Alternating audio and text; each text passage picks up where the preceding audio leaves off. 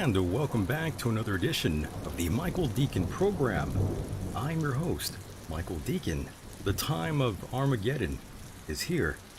Tonight, we will be joined by Mr. Marshall Masters. It is certainly not his first rodeo here on the program, and it certainly won't be his last. He's a former CNN Science Features news producer, freelance writer, television analyst, and the publisher of YowUSA.com. Thank you, ladies and gentlemen, for allowing me into your hearts and into your minds. Here we are again, on a night like this. Hello, hello. It sure feels good to be out here, in front of all of you right now. I hope you've prepared for another dose of the Michael Deacon program. Unfortunately, I had a lot to say during the intro here, but I will have to reserve my lovely words for our past guest, who is no longer with us, Linda Emanuel. Don't worry, we will talk about that later on. Now, without further ado, let's get down to brass taxes and bring in Mr. Marshall Masters, who I believe is patiently waiting right now. And Marshall, how are you? I'm great, Michael. It's good to be back on. Yes, thank you so much for being here and spending some of your time with us. Oh, it's always a pleasure.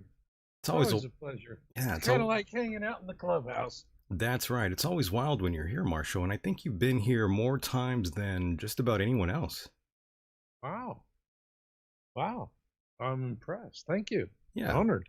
Yes, the listeners love you here, and I consider you a friend as well. And Marshall, before I lay out the preamble here, I wanted to start this off by mentioning a conversation that, we had just the other day. Mm-hmm. Yes, and I thought that would be a pretty good place to start. You were at one time a former science producer for CNN, and that was a very different time. And we've discussed that so many times before, but that was a different environment. And my goodness, it's changed throughout the years. It's evolved. And we had a conversation off air, and I mentioned to you how I've been watching Newsmax, and I have for a while now. And you told me you are officially done with Fox News. Can you remind me and the listeners why you have decided to cut ties with Fox News? Well, Fox News is playing both sides of the fence. They're opportunists, but the bottom line is that they're part. They were the ones that came out and before the polls closed, announced Arizona. They've had an active hand in this election fraud, as far as I'm concerned, as well as the rest of the mainstream media outlets. Pushing these fake polls that were suppression polls. It's funny. You said that the media has evolved. Right. I would use a different word. They've devolved. Devolved. Okay, we could go there. That's fine. Not evolved. But on the other hand, this is going to be out with the old, in with the new. I mean, tonight, what I want you to know and what I want to tell your listeners is we're going to be okay. And I mean that in every important way. We're going to keep our freedom, keep our Constitution. This election was a landslide for Trump, and it pushed the deep state. They had to pull out all the stops, every different way they could stuff the ballot box, and they weren't particular about it.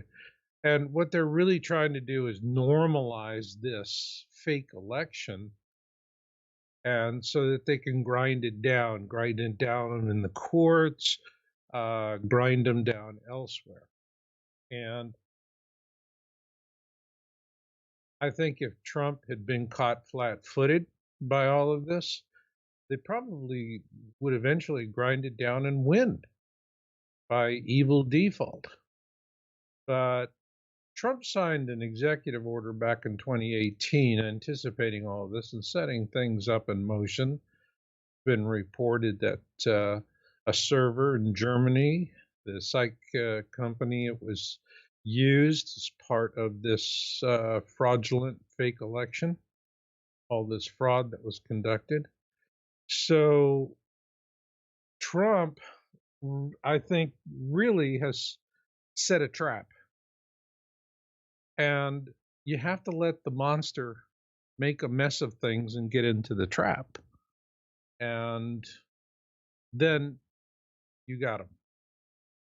So I'm really anticipating that when Trump does come out swinging, it's going to be a huge bombshell hit. It's going to be a barrage. It's what the military would call time on target. Time on target is the ability, we developed this in World War II, and the Germans thought we had automatic cannons because so many rounds would just boom, just fall on them suddenly. It wasn't like a typical artillery barrage where it came in waves as each of the batteries were firing. And so after the first few rounds it hit, you'd have time to run, get into a bunker, find a little bit of defilé somewhere. But with time on target, all the shells arrive from different places at the same time. And the way they do that is they time it. They know certain type of shell is going to fly so far, so fast. And they may have, for a particular barrage, 6, 7 different batteries in different areas with different equipment. Didn't matter. It was all timed out and calculated so that after they would fire in a very set sequence, and then this way, literally all of the shells would land within a matter of seconds, and it was devastating. The barrage would just be devastating. That's called time on target. I think when Trump and the Patriots come out to deal with this, it's going to be time on target. And it's going to be a massive and intense, heavy barrage. So that's what I'm anticipating seeing going forward. But let's take all of that and set it aside for the moment, because I'm not worried that Trump and the Patriots have been caught flat-footed. They haven't been caught flat-footed. And you also have to look at their track record. Everything the Dems have run has failed. Every one of their scams has failed. Okay.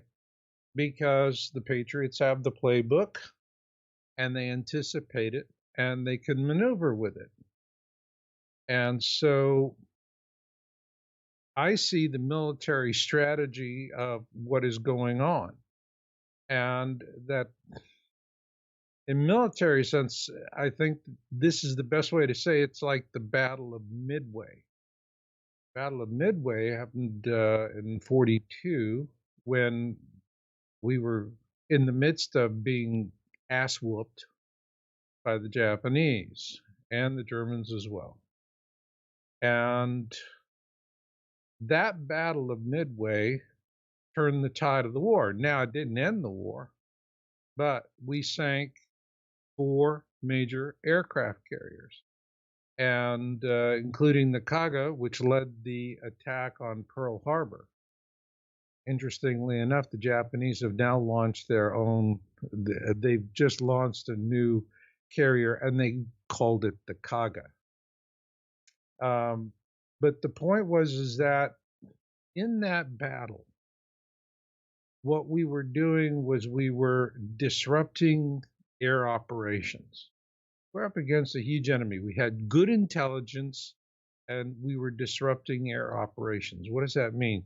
Well, their Zeros were high-flying fighters, and they would get up at altitude and wait for bombers or torpedo planes to come in, and they could swoop down on them.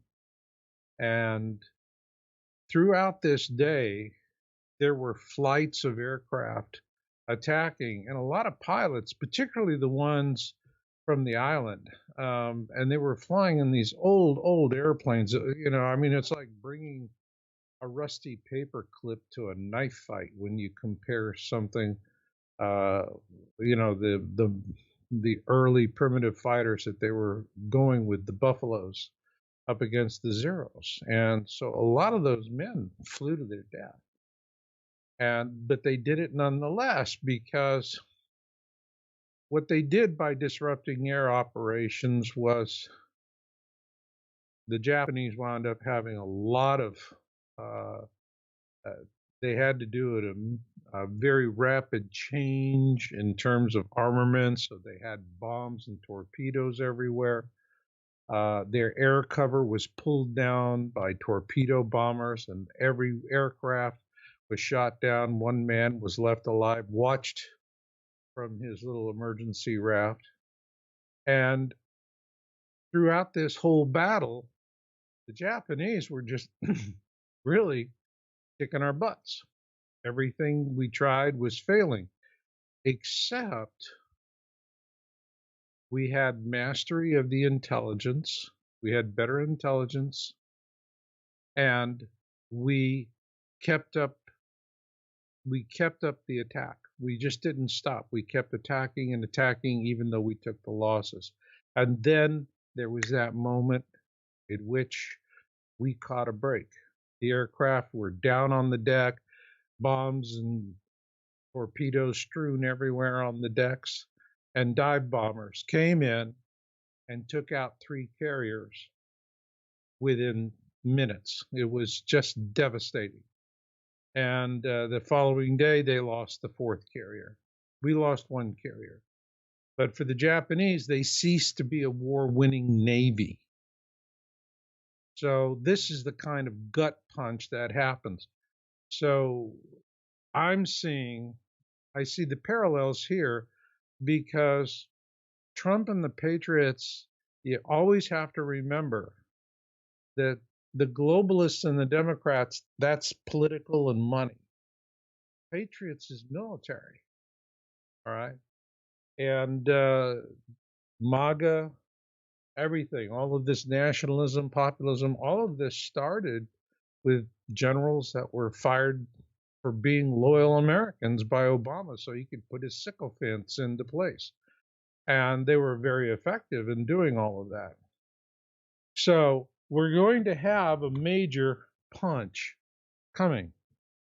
It's not going to be, I've seen, all of the prognosis about, and we're squeaking it and this and that and da da da and all the hand wringing. No. Trump's just, when he's ready, he's going to open up a big can of whoop ass, and that's it. The hammer falls. And then we go from there. Now, where do we go from there? There's going to be vengeance. There's always tit for tat. All right? And we've got to deal with that. But here's what I'm excited about. Yeah, I'll be the first to agree. This is just a frightening time. Sure. We're standing right at the edge. And what we see when we're looking over the edge is the yoke of slavery forever. That if this prevails, if the globalists prevail with this election fraud, that's it. We'll never have another honest election again. We're going to, that's it. You're either going to be a useful idiot or you're going to wind up in a FEMA camp and wishing to hell you were a useful idiot. We're facing that. People are facing that. But people have been thinking about this very thing for much longer than the last few weeks. Back in September, I drove all the way across the country, over 3,000 miles, coast to coast, during the COVID corruption. And don't you just love that COVID cuisine? It's all fast food. Sure.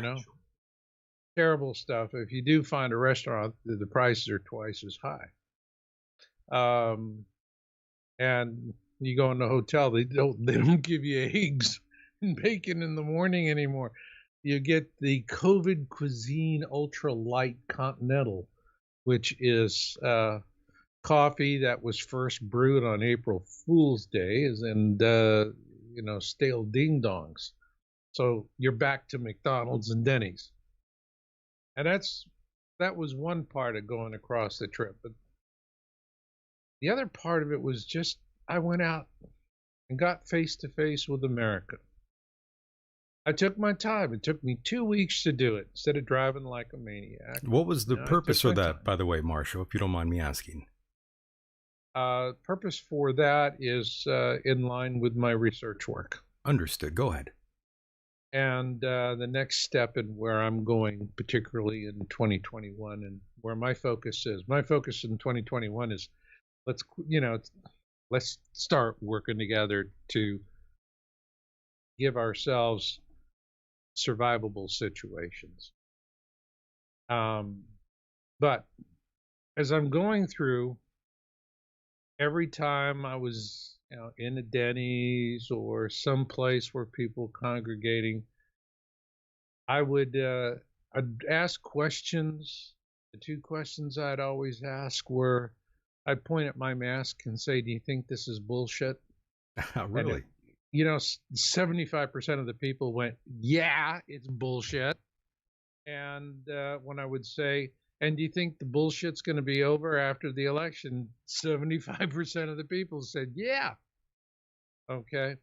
There was the country, what I came across, and it varied from different states, but you'd have areas of what I call defiance and then areas of fear. And in the fear areas, this is where there's the most draconian shutdowns that are making everybody's life so terrible. And people there, for me, it was Buffalo in New York. And it was, remember that folk classic, They Live? Woo! Remember It's a that good one? one. Yes. We put on Roddy Piper put on the sunglasses and he could see all the secret subliminal programming, right? Love that film. Yeah. Love that film. Absolutely. It's a good one. And that was the fight that they had out there behind the buildings. That was a fun fight. Right. And Classic. great movie. Driving through Buffalo was like being in that movie. And there was all across the town, it's 30 miles an hour. They set it so that the cameras there could get a good picture of you. And then on all the overpasses, electronic signs that are flashing the same message. Phone down, mask up, COVID is real, and so forth. And it's just these simple messaging. But it was really Orwellian. And the mood, the atmosphere, the people, the fear, the uncertainty, I was really feeling it, especially in the areas I went to a Denny's in a poor end of town, and I was in a part of the restaurant where there were people from 4 different foreign nationalities, and I could hear the languages. But you know what? Sadness sounds the same in every language. And that's what I was hearing. People, they weren't there. It was a Saturday night. They'd be laughing and talking about what they did, dancing or whatever, regaling the stories of the evening. No, they were talking about how miserable it was. And that next morning when I got out of town, I drove for 30 miles before I'd stopped to get my breakfast. I was that itchy to get the hell out of there. I don't blame you. And, but for the rest of the country, in the areas of defiance, and I finished my trip. It was hard on me, and I was recovering and reflecting on the trip because there was just something I felt I had observed it, but I didn't catch it. I couldn't. It was a zeitgeist thing. It was a feel kind of a thing. And what I felt was, was part of the defiance that there are a lot of people that are looking at this pragmatically and understanding our freedom is on the line. These folks get it. They understand what's at stake. And the parts of the country I went through, the ones that send their jobs to China and all they get back are drug dealers, they send their children to endless wars and they get wheelchairs and coffins. And in this heartland, the flyover of the country in particular, and I could feel that there was a readiness, but it was tasked me. A readiness for what? So you could feel tension in the air, in other words. Yes. Yes. But it wasn't fearful tension. Oy vey. It wasn't woe is us and all is lost. It was people who were just saying, we see where this is going. Right. And if we don't want it to go there, we're going to have to be ready to make some sacrifices. Because when you get pain, you give pain and you get pain back. Right. That's the way it is. And that's what I finally came to understand, this zeitgeist, this amazing thing I was sensing and feeling. People are ready for sacrifice. Yes, so you had a moment Not of to clarity. sacrifice themselves. No, we make the other guys sacrifice themselves. They're ready for, in other words, they're ready to struggle, to do without, to carry the burden of the fight, if you will. That's what there it is they're ready to carry. They know not everybody's going to fight, but there was enough of them that are ready for the burden. And this was back in September. And I was just feeling like a tsunami, just offshore, just before it hits the continental shelf. Yeah. All right. And I think now that tsunami is going to hit the shelf. We're going to see a lot of the national support, the outpouring. It is amazing. I am so proud of all the people that are going out and standing up and voicing their support for POTUS. It just amazes me to see them. It makes me grateful to live here, that we have the will and the courage to stand up and be counted, because we want our votes counted. We do not want our voices silenced. Once their voices are silenced, they're going to do the number on us. And so I see a convergence of things where we're going to have a mass uncovering of election fraud. And what is going to happen is the country is there's going to be an insatiable hunger for justice. And that's it. It's time to get off your butt and do something about it. And here's where Barr and Durham are going to have to do something and really big and really significant, because up to this point, Barr and Durham there's a lot of people going, they're all hat and no cattle. We're not seeing the big moves. I mean, where was Durham was supposed to go public with all this. Now he's still sitting on it. All right. So there's that has to play out, but that could also be part of a ruse. We don't know. We don't know how it's really all going to play out. What we do know is that there is law in place. The president doesn't have to do a darn thing that's unlawful, illegal, or even constitutionally questionable. The law is very clear about the sanctity of our elections. I do not believe that the Supreme Court is going to sanction a fake election because they know just as well as everyone else that they're going to fall on their gavels if they do that. They will have betrayed the country. They will have betrayed the Constitution they're sworn to defend. So the court has been, courts don't really like picking fights, and rather they don't come, you know. And by the time all this gets there, it could be like that great line from Casablanca: of all the gin joints in the world, why does she walk into mine? But they're going to deal with it.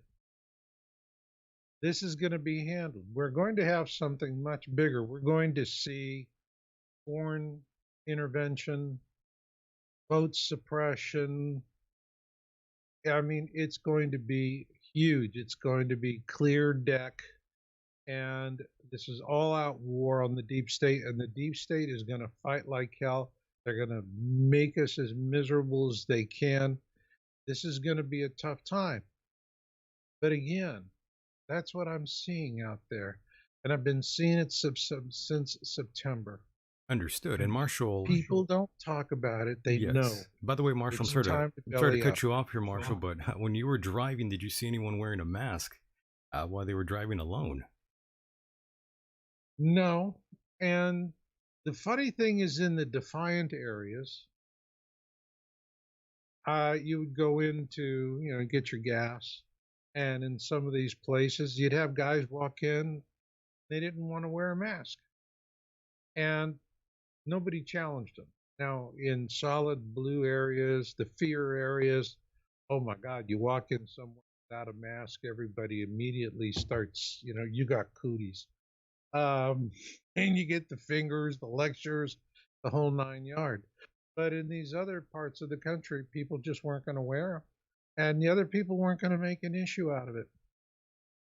And that was it. You don't want to wear it, you don't want to wear it.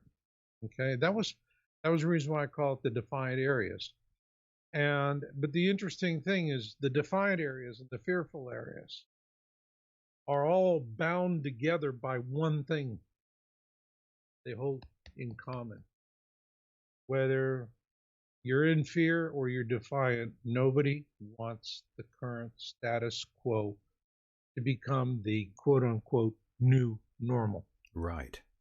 Of course nobody wants this new normal.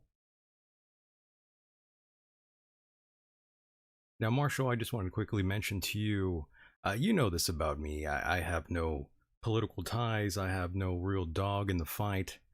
But you know me, I could have never supported any of the Democrats, to be honest with you. Well, I mean, the Democrat Party has been overtaken. And this is something that's gone on for a very long time. There's going to be exposure. It's certainly not the Democrat Party that I knew growing up as a young person in this country. I can remember a time when I had family in Youngstown, Ohio, Steeltown. These were the big times where, they're cranking out the steel. Right. And I had decided to affiliate with the Libertarian Party. It was only a couple of years old at that. I was one of the first in Arizona to actually register in the party. And I remember sitting around the family table and they said, well, did you register to vote? And I said, yeah, libertarian. Next thing I knew, I was in the kitchen eating with the kids. I couldn't eat with the adults anymore. Really? Yeah, and which was fun for me because we could have food fights in the kitchen, and that was a lot of fun. But yeah, I still wasn't. Yeah, that was it. I wasn't a Democrat. I wasn't a working stiff, white collar. I was a blue collar guy, and how much it's changed. I mean, now the GOP is the working man's party, and the GOP and the Democrats are the party of, I guess, basically everybody else: the wealthy, the very poor, and the very illegal. And that's their constituency by and large. So it has changed a lot. I think that there are a lot of good Democrats out there that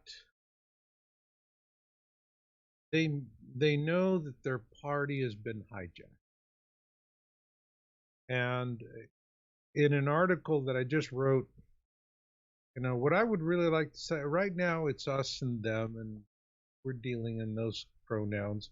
I'd rather it was we and ours instead of us and them. And I wrote an article, A Free and Fair America for All, and where what I would love to see, and I'd love to participate in, would be a demonstration in front of the White House. And everybody wears their softball caps of whatever their party affiliation is. Everybody wears their caps. But everyone holds up the same sign: free and fair, free and fair, free and fair. And that's the one thing that I really hope that initially comes out of all of this, is that we are going to have a truly free and fair electoral system. We're not going to have any of these. Chicago, yeah, in Chicago, they put the voting machines in the graveyards for ease of access. And that's got to go away. We've got to clean up all of this corruption. There's way too much machine automation. We're seeing all of the corruption the machine automation is creating. But also, we need to have voter ID.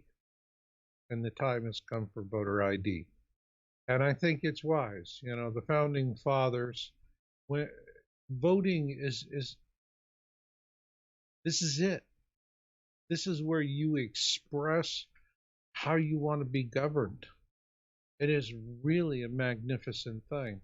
And, for something that is so easy that a postal clerk could throw ballots from a different party into the garbage. Golly gee, I mean, that disenfranchises people. If we're going to preserve our freedom, we have to have a free and fair election system. And one of the first benefits of doing this, of getting an election system, is both parties have got a clean house. The Democrats need to purge their communists. That is, if there's enough of them left to do it. And for the Republicans, they need to purge the rhinos. And because there's just, there are a lot of phenomenal Republicans that are behind the president doing a fantastic job. But there's a bunch of rhinos, and we could name names. Sure. But the point of it is that if you have free and fair elections, what that's going to allow is that the voters can then primary out these people who want to take us off the cliff into subjugation, that we become the new Tibet of North America, the Chinese, the Chinese communists. And That's what I'm really hoping for, is that the nation can pull together. We can once again learn to honor our differences. If we can honor our differences will make us stronger together. And if we can go back to that, the word divided is because the division serves those who want to corrupt and control the system.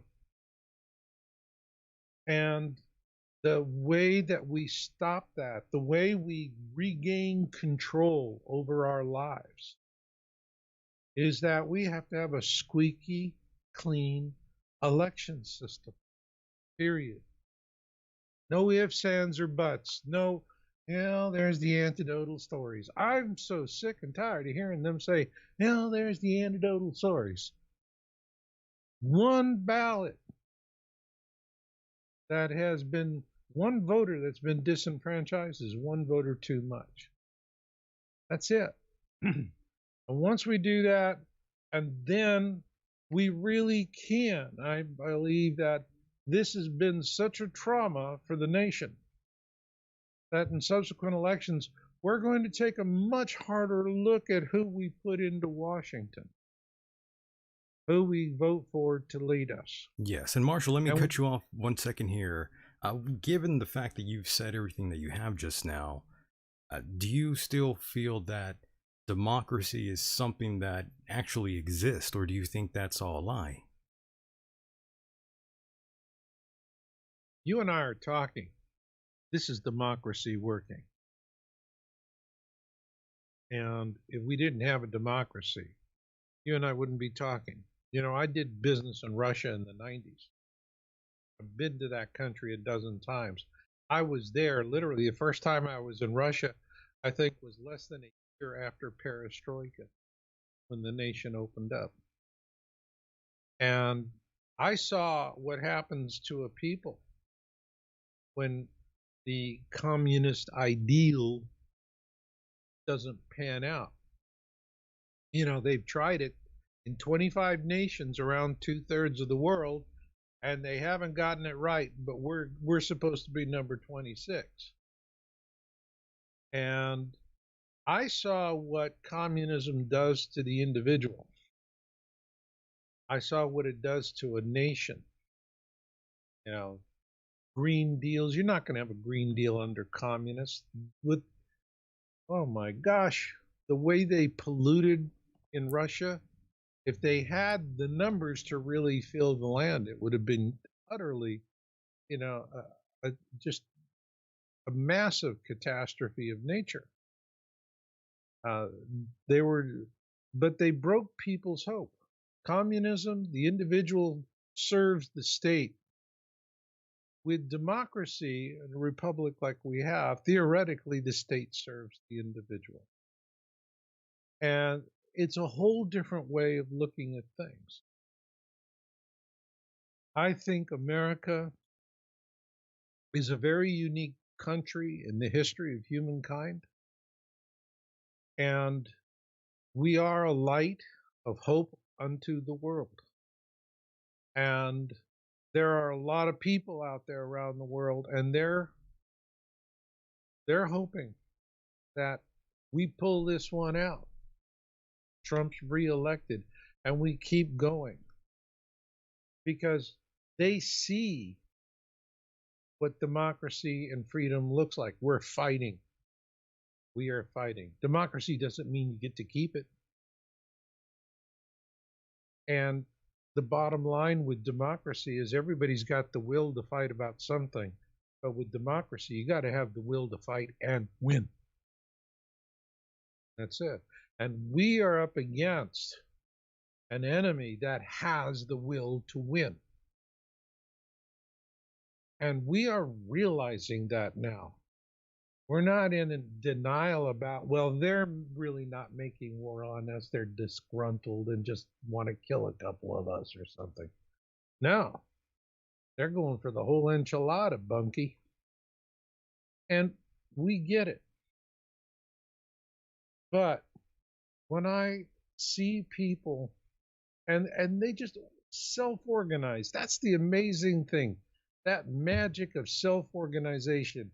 and Americans coming together, and they're out, and it's peaceful. They're waving the flag, they're waving their Trump Pence signs, they're showing their support for the president. When you see that, you see democracy.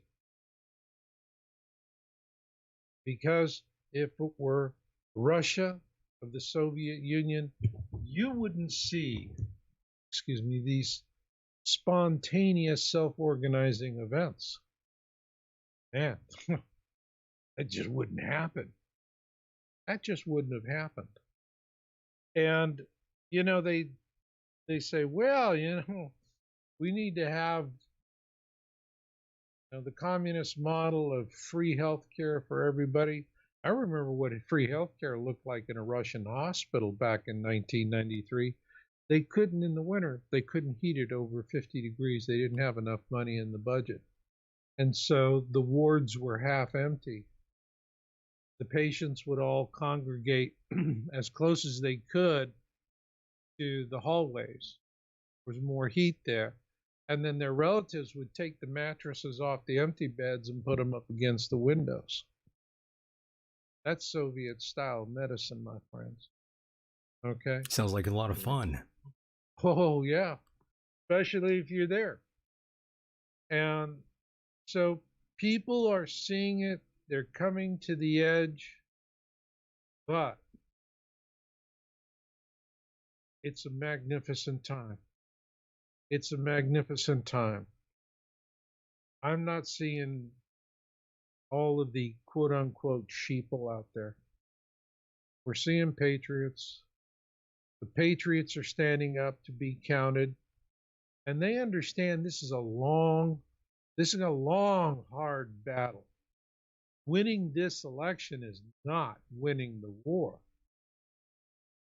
Winning this election will be like Midway in 42. It'll be a turning point when the forces of good get the initiative on the battlefield. That's what Midway gave us. It gave us the initiative. We put the Japanese Imperial Navy on back foot. And that then set in motion the ultimate victory. The Germans did the same thing the Russians did the same thing the following year in 43, the Battle of Kursk.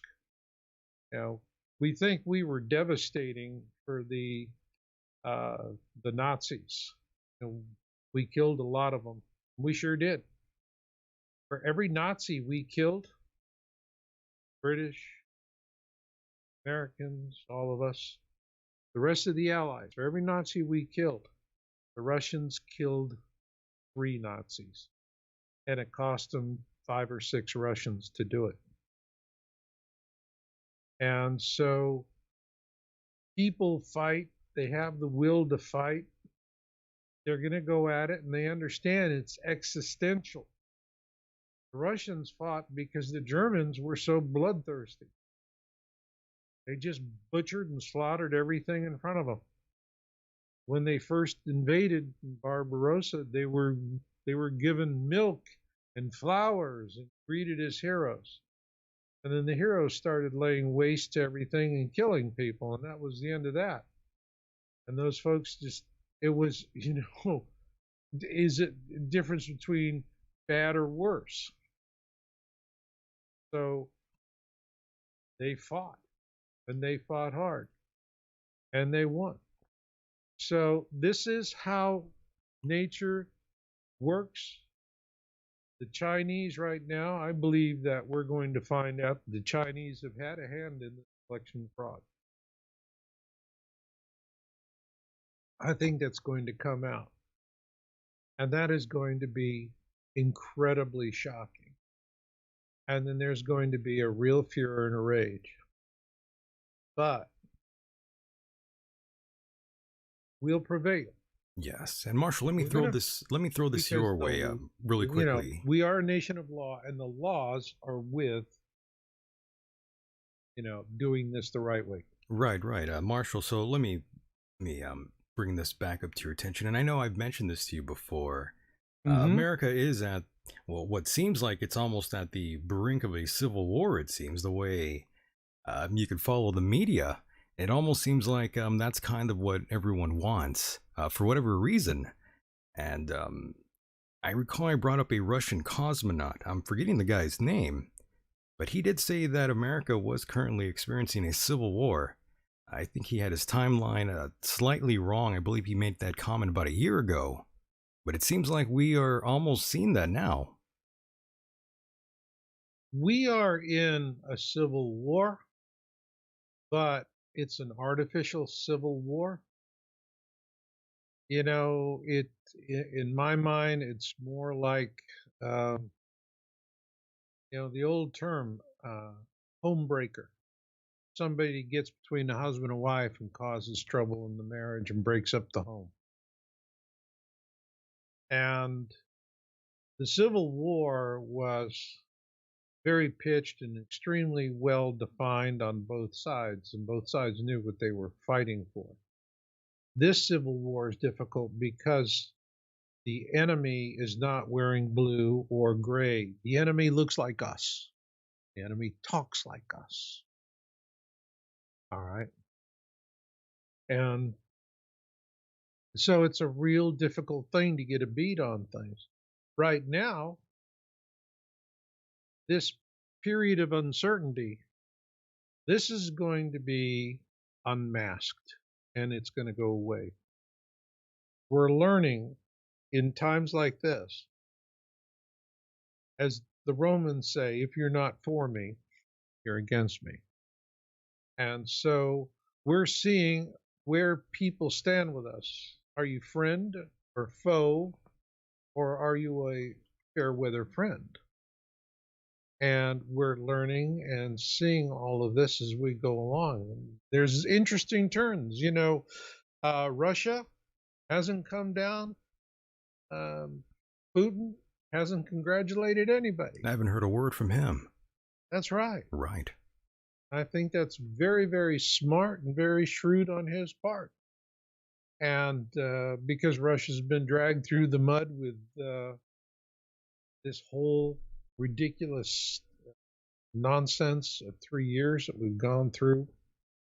And they don't need to invite anymore. I think the one that disappointed me was Netanyahu.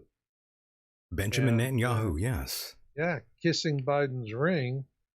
And it'll be interesting to see how the people of Israel feel about that, because they're very fond of Trump.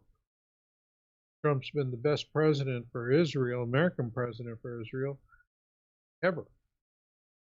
And I don't think they appreciate that Netanyahu figured, okay, this guy's just going to get steamrollered, and so we got to pick up the pieces, play with the new bad guys, because Biden is definitely, he's with Hamas. He's anti-Israel. He's not going to be a friend of Israel. Oy vey. So that's a problem. So we have to see all this all plays out. And right now, let me put it to you this way. Go ahead. You, me, and your listeners. Right now, this is about the big fish eat big fish. We're little fish. Okay? Do we want to be free or don't we? We can agonize it. Big fish eating the big fish, and that's what it is right now. But we're the little fish.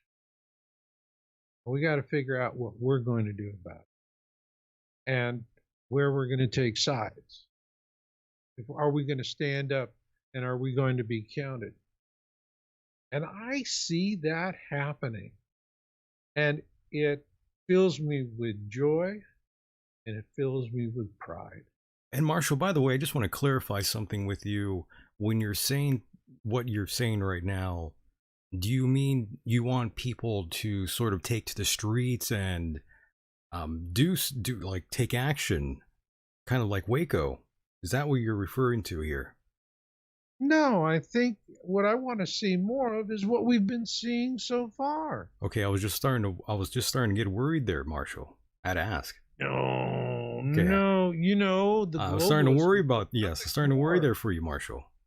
Well, you know, yeah, no, I mean, we That's a have to dangerous address that. game. Yeah, that's a very dangerous game, by the way, that I see many people want to play. But remember, you don't want to go heads up against the government. Just think of Waco. Look what happened there. Well, you don't want to. Right now, we have to decide: do you want to be a part of the solution, a part of the problem, or a victim? That's your choice, right? And so when I see people getting out there and they're waving the flags, okay, I don't see them throwing bricks. I don't see them beating innocent people. I see Americans standing up, and if there's anything, we have, you know, Trump is America's new Gandhi, okay? Oh my. Peaceful, it's peaceful, not peaceful non-cooperation, whatever you want to call it. But we're not out there giving them pretext for what they want to do to us. We're smart enough not to do that. But when I'm saying people are sacrificing, I'm not talking about, going out and you have to Yeah. have an underground movement and Yes. do all this stuff. You don't need it. Look, Trump, the important thing here is Trump has the loyalty of the military, the ranks. He's got Obama officers that are going to cause issues for him. Esper wasn't going to play ball. He finally got rid of that clown. But the bottom line is it comes right down to the private with a rifle in his hand.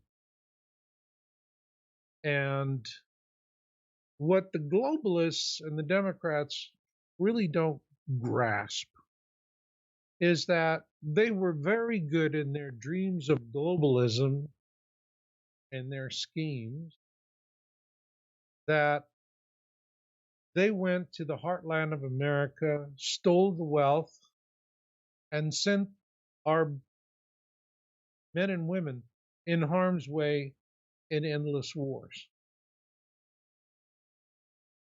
And if you look at who is standing with President Trump right now, it's those very people that were abused, forgotten, labeled as deplorable. And Trump will have the absolute loyalty of the ranks in the military. They'll have to deal with they're going to have, the Obama sycophants that are going to be in the officer corps, and that can be dealt with. But if a 21-year-old private is not ready to pick up a rifle and to follow orders and do what needs to be done, Yeah. then you've lost. And what I'm trying to tell you is that is Trump's ultimate strength. That Trump very well could use the military. We're in a Chinese communist orchestrated coup d'etat. We're under attack. This hope just not. isn't an election with some phony ballot nonsense and dangling chads. This is an outright coup d'etat. That's what this is all about. So, yeah, it's going to be heavy. What you do is, look, that's what they stood up to do. That's what they raised their right hand to do. When I was in the Army, that's what I raised my right hand to do. And they're going to do it. For a moment there, Marshall, the name Bill Ayers came to mind. You remember he was the leader of the Weather Underground. back in the Hmm. 1960s. You know what happened there. Well, I hope we don't see you know, more people like these that. violence groups and the Black Panthers and all of that, Right. and all these are angry, small, but highly vocal minorities. What we're seeing right now are what we, the deplorables, the sheeple deplorables, the useless idiot deplorables, people that the only thing they did wrong was to lose their jobs, their retirements, their children, and for what? For globalist ambitions. So we don't need to go out and get into militias. Now, there let's look at the flip side of the coin. But there's Let's plenty. say But there's plenty of Biden yeah. But there's plenty of is that going on, Marshall, which is disturbing to say the least. We see them on both sides of the coin with Antifa and other radical right-wing groups. Apparently, that's what they're labeled. well, there's all kinds of labels, there's all Sure, kinds of sure. confusion. We Yeah, don't have a media. To me, the media has really betrayed us. The I fourth agree. estate has just betrayed, and they're going to pay I agree with you on that. terribly. Yes. But we're coming back. If you go to my website, yowza.com, you know, one of the things is like I was following X22 and praying medic in the Q community. Yes. I like those.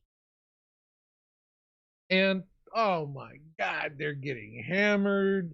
They on one platform, they were on YouTube, they get shoved off of YouTube, Oh, they were demonetized. Yeah. they're demonetized, and then their Or terminated. channels are Yeah. blocked.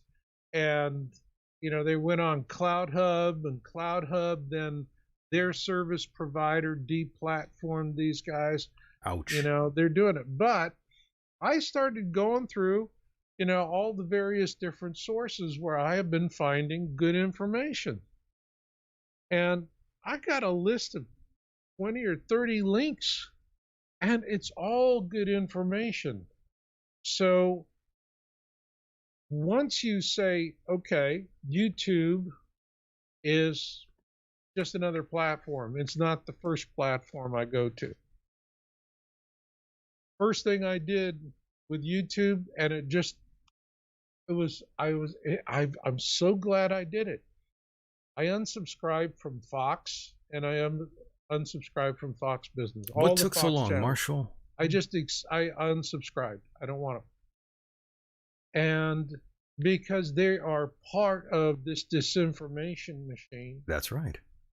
and they have voices that are, they have folks that are doing good work. Maria Bartiromo, I think, is uh, one of the best reporters that they've got. All right, she's old school. I would love to see her leave them and go to some place like a Newsmax or a One American News.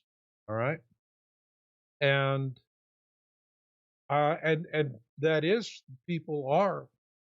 they're going away from Fox. Newsmax is getting in a huge number of people. OAN is growing, and both Newsmax and OAN. Now, I remember watching them a few years back, and they were a little, kind of like unpolished diamonds. Well, those diamonds are getting very nicely polished right now. Yeah. They're coming on really good.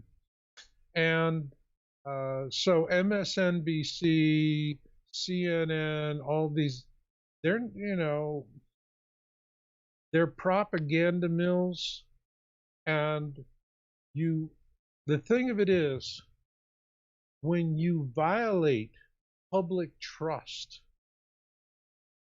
on behalf of a foreign power, and I am thoroughly convinced we are going to, this coup d'etat, this fake, all this election fraud, this has been organized with enemies of the United States, both internal and external. It's just not another damn corrupt election. All right. It's not Chicago and they're putting the poll booths in the graveyards. This was an attempt to steal a country through its own electoral process. This hasn't even begun to get big. It hasn't even begun to get big. And it is going to shake us and rattle us, and it's going to be profound. And we're going to have to understand we have got to start honoring our differences so that we can be stronger together. Understood. And Marshall, you mentioned Fox News a second ago here. What is your initial reactions to Tucker Carlson, who issued an apology just Friday after a local Georgia news outlet pointed out that he had made a false claim about a dead individual illegally voting in the state? Your thoughts on that, Marshall?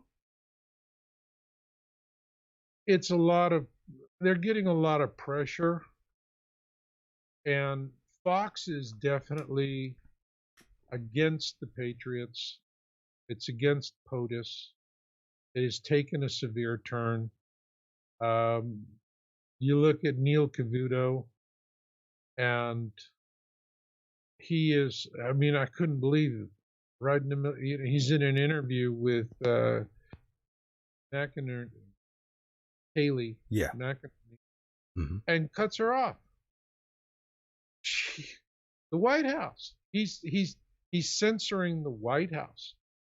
So for me, Trump has been betrayed by by Fox as a network, and it's, Fox right now reminds me of, it was a great line young gal once told me years ago, and I always liked it.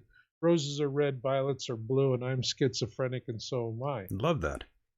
And that's Fox right now.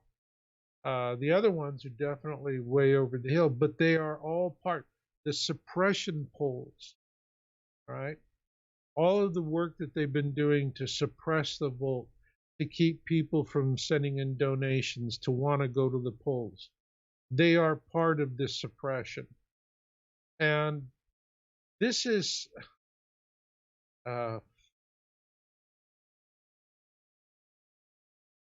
like an idiot who beats his wife. Says, I'll give you a big sparkly. She may stay with it, but that's it. She's never going to turn her back on him. Or she's just going to go to hell with you, and I don't have to take this, and she's going to walk off.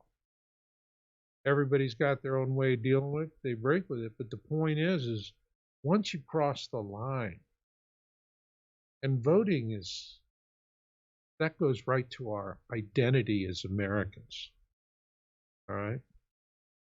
And once you play with something like that, for the benefit of foreign actors, corrupt globalists, greedy bankers, for people who have no goodwill whatsoever for the country, that want to bring this winter of darkness upon us, there is a betrayal here. And that betrayal, they're not going to be able to say, okay, it'll go away in a few news cycles, or come back and say, we're the new and improved Fox. No. They're not, because when media does that, like the Irish say, first time shame on you, second time shame on me. And, the only time now if I watch Fox is I'll see a Fox clip on somebody else's channel. I see. The president posts it on his channel. Right. Someone else posts it on a channel. Then I'll know that I'm not getting this mixed messaging and backstabbing. And, this is where it's spotty. You have the ones that still want to do good reporting, and then the rest of them who are just simply, hey, let's destroy America. I'm down with it. Neil Cavuto, to me, is a schmuck. He's a real schmuck. That guy's a piece of work. He's kind of hacky. Yeah, that's true. Yeah, he's real hacky. So, yeah, that's all.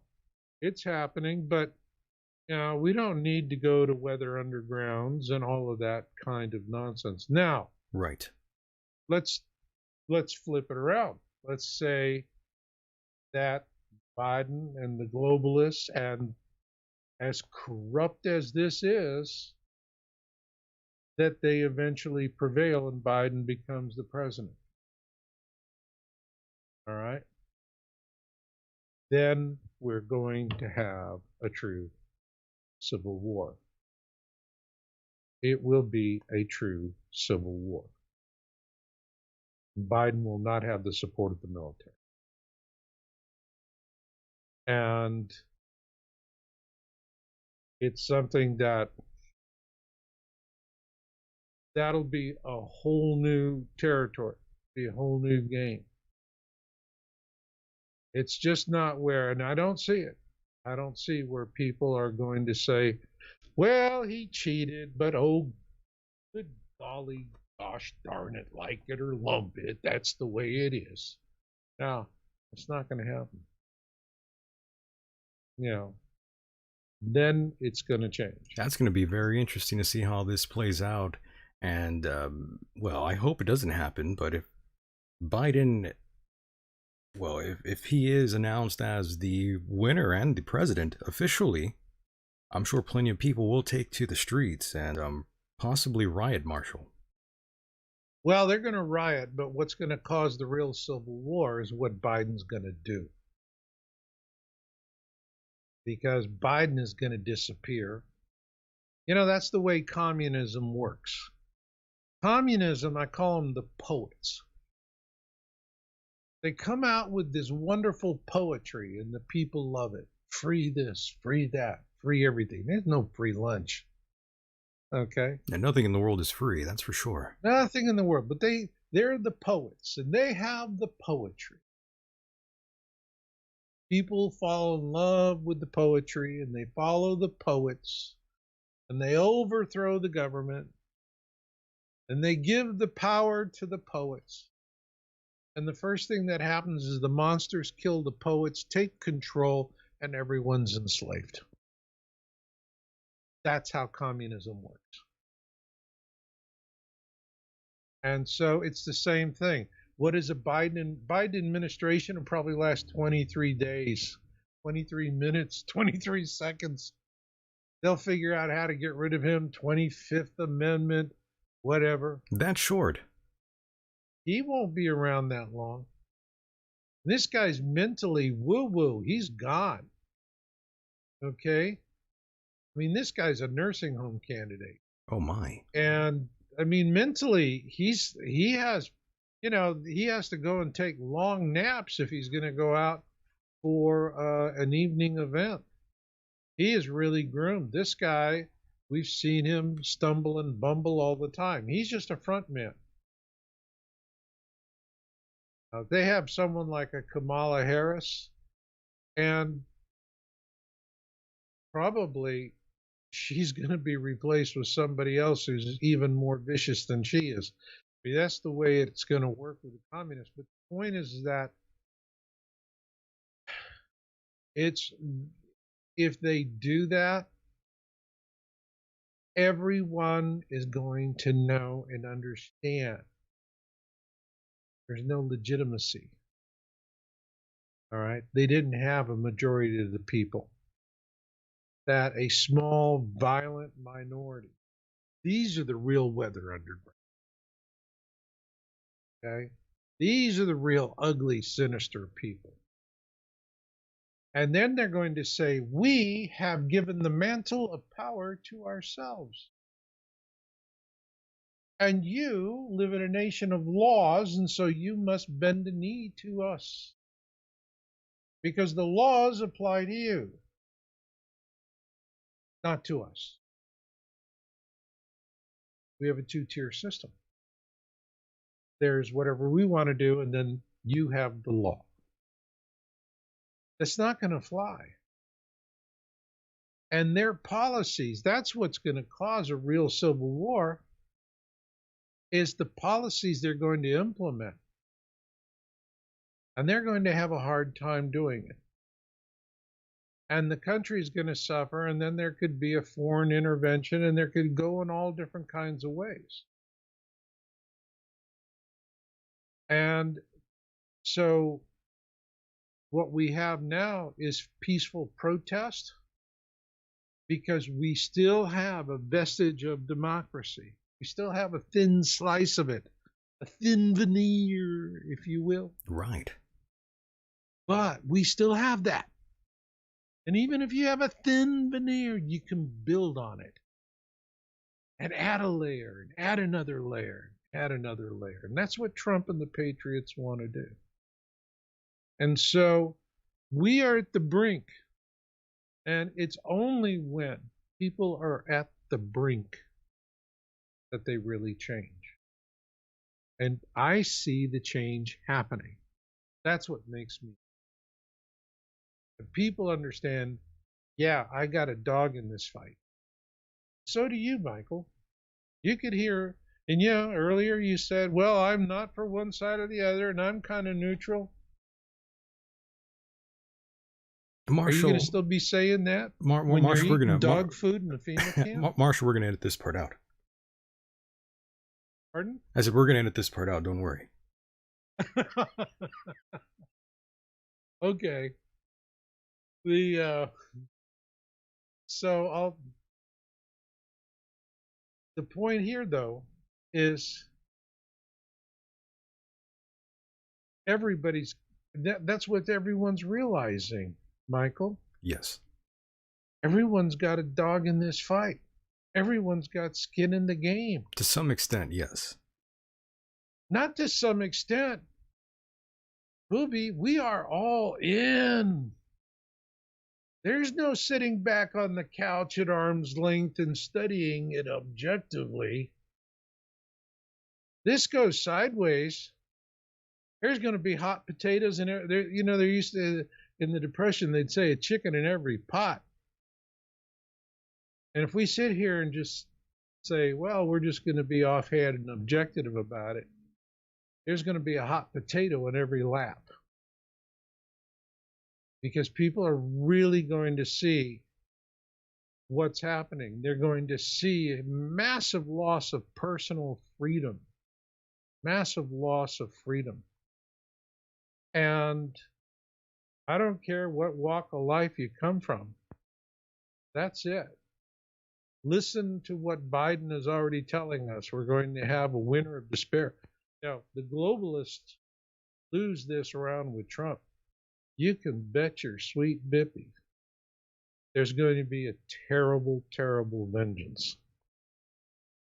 A terrible, terrible vengeance. Yes, and let's switch gears very slightly here now that you brought that up. The world is yet again at another standstill, Marshall. We are facing another shutdown, another shelter in place for possibly another 6 weeks to bring down cases. And I titled this video exploring the extraordinary global reset, as I feel like COVID is a bit of a proverbial Trojan horse. And I'm sure you probably agree with me on that notion, Marshall. I think most of America understands that it's a Trojan horse. By now they should. They do. They may not want to admit it to themselves. I mean, right now, there are a lot of conservatives who are going, I'm mad as hell and I'm not going to take it anymore. Well, yes, hold on one second. As soon as you said that, that also resonated with me. Well, not in that way, but it reminded me of a lot of emails I've been getting from different political people like, what's his name? Mike Pence and Donald Trump. These are like newsletters that I get, and I don't remember signing up to any of these things. And there was one from Newt Gingrich as well. And he's saying in this email, and I'm sure it's a bunch of writers that are saying these things. They're saying, Michael, it's time for us to get mad. So I'm seeing all these messages about getting mad and angry. Do you think that's probably the safest thing to sort of be preaching right now at a time like this, Marshall? Well, it's what gets people to take action. Take action. See, that's what worries me, though. That it's about taking, but it is. I mean, what they are trying to do is wake people up to the fact that they're standing at the edge of the precipice. A lot of people are, they're standing at the edge of the precipice, but they haven't opened their eyes to look over. They can feel the breeze. They can hear something's not right. And they know if they open their eyes, it's not going to be a pleasant sight. But we do have a situation in this country where there the folks on the conservatives, the folks that have voted for the president, are what I call critical thinkers. They don't use fact checkers. Orwell in 1984 called them the thought police. That's fact checkers. All right? And it's why people would let a fact checker do their thinking for them. I don't understand, because I prefer to be a critical thinker. Right. But that's what we're facing, is people do that. And I look at progressives, and what I see happening with every progressive has a deck of playing cards with position points and talking points and answers to questions, FAQs, whatever. But they have a deck of cards. They get handed that. And so if they're talking to you, they just fan out their cards and, oh, okay, I know. And they pull out that card and here, boom, I got the answer. I got this, I got that, I got that. They pull out the card and they present it to you. Face forward, got width, got height. They face you, they turn it around and you face the back of the card. It has width, it has height. But you turn that card sideways and you look at John. There's nothing there. Okay? And that's what I see a lot with the progressives. They just have their deck of cards and it's real convenient and they can just fan right through them. They don't understand that. They're not critical thinkers. But they're going to learn to be critical thinkers. And the fact is that as much as we may have our antagonism in the final analysis, we all hang together or we hang separately. We have to unify as a country. And so for the folks that are being, and the programming, the level of programming, anti-Trump programming that I'm seeing with the manipulations, with Google, the tech giants, with the networks, the fact that progressives are like, got their little playing deck of cards, they're all so smug, all so confident, all so righteous. We got the playing cards, you don't. Look at that. I can have a full house anytime I want it. Yep. Because I'm all right. I got it all right here, my little progressive deck of cards. But then everybody has skin in the game. And all of a sudden, we're in a permanent lockdown. All of the promises, all of the poetry that the globalists are spewing through the Democrats. All of that is just lies, subterfuge. And what happens afterwards is awful. I mean, consider this.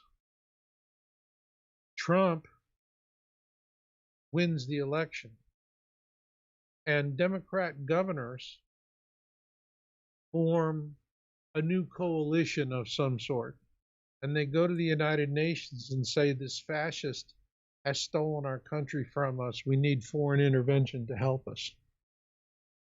Then all of a sudden the Chinese say, oh, we'll help. What are you going to do if the state of New York and the state of California say the People's Liberation Army is welcome to come here? and to defend us and protect us from these GOP maniacs, these radical Republicans. Where do you go from there?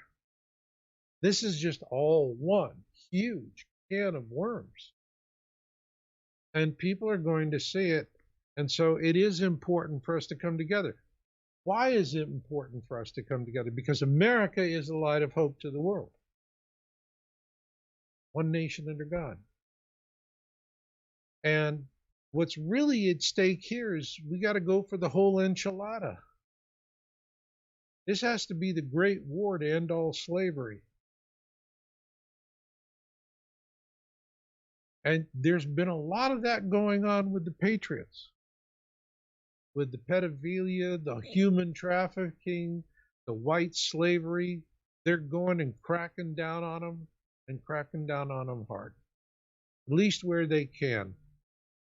There's a lot of, in the FBI and Department of Justice, it is just rife with swamp creatures who block these investigations, and they're shielding all of these evil people that do these terrible things. And so we have renegade agencies. The CIA, it's the corruption of the CIA is beyond anything repairable. It's not repairable.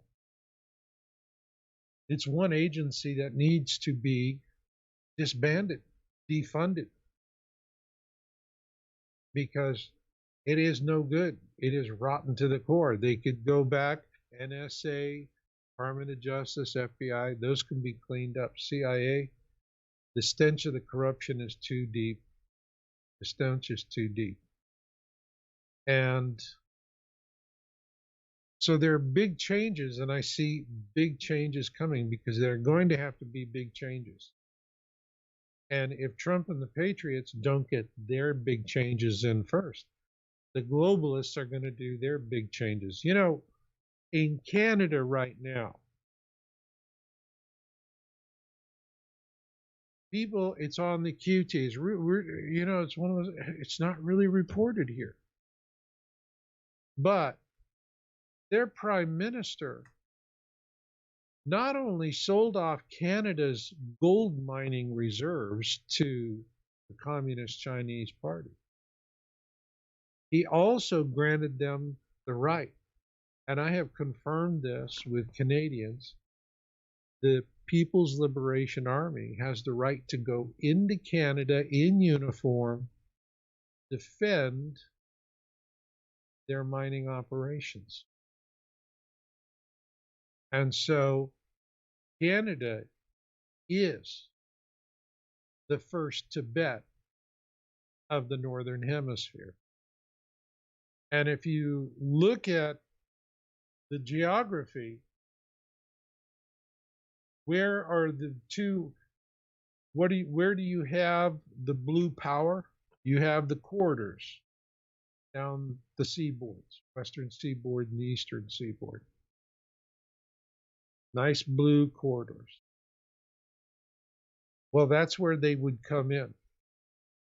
Come in through Canada into Washington State with, you know, just like when the Nazis and Barbarossa went into the Ukraine, they were greeted with flowers and milk.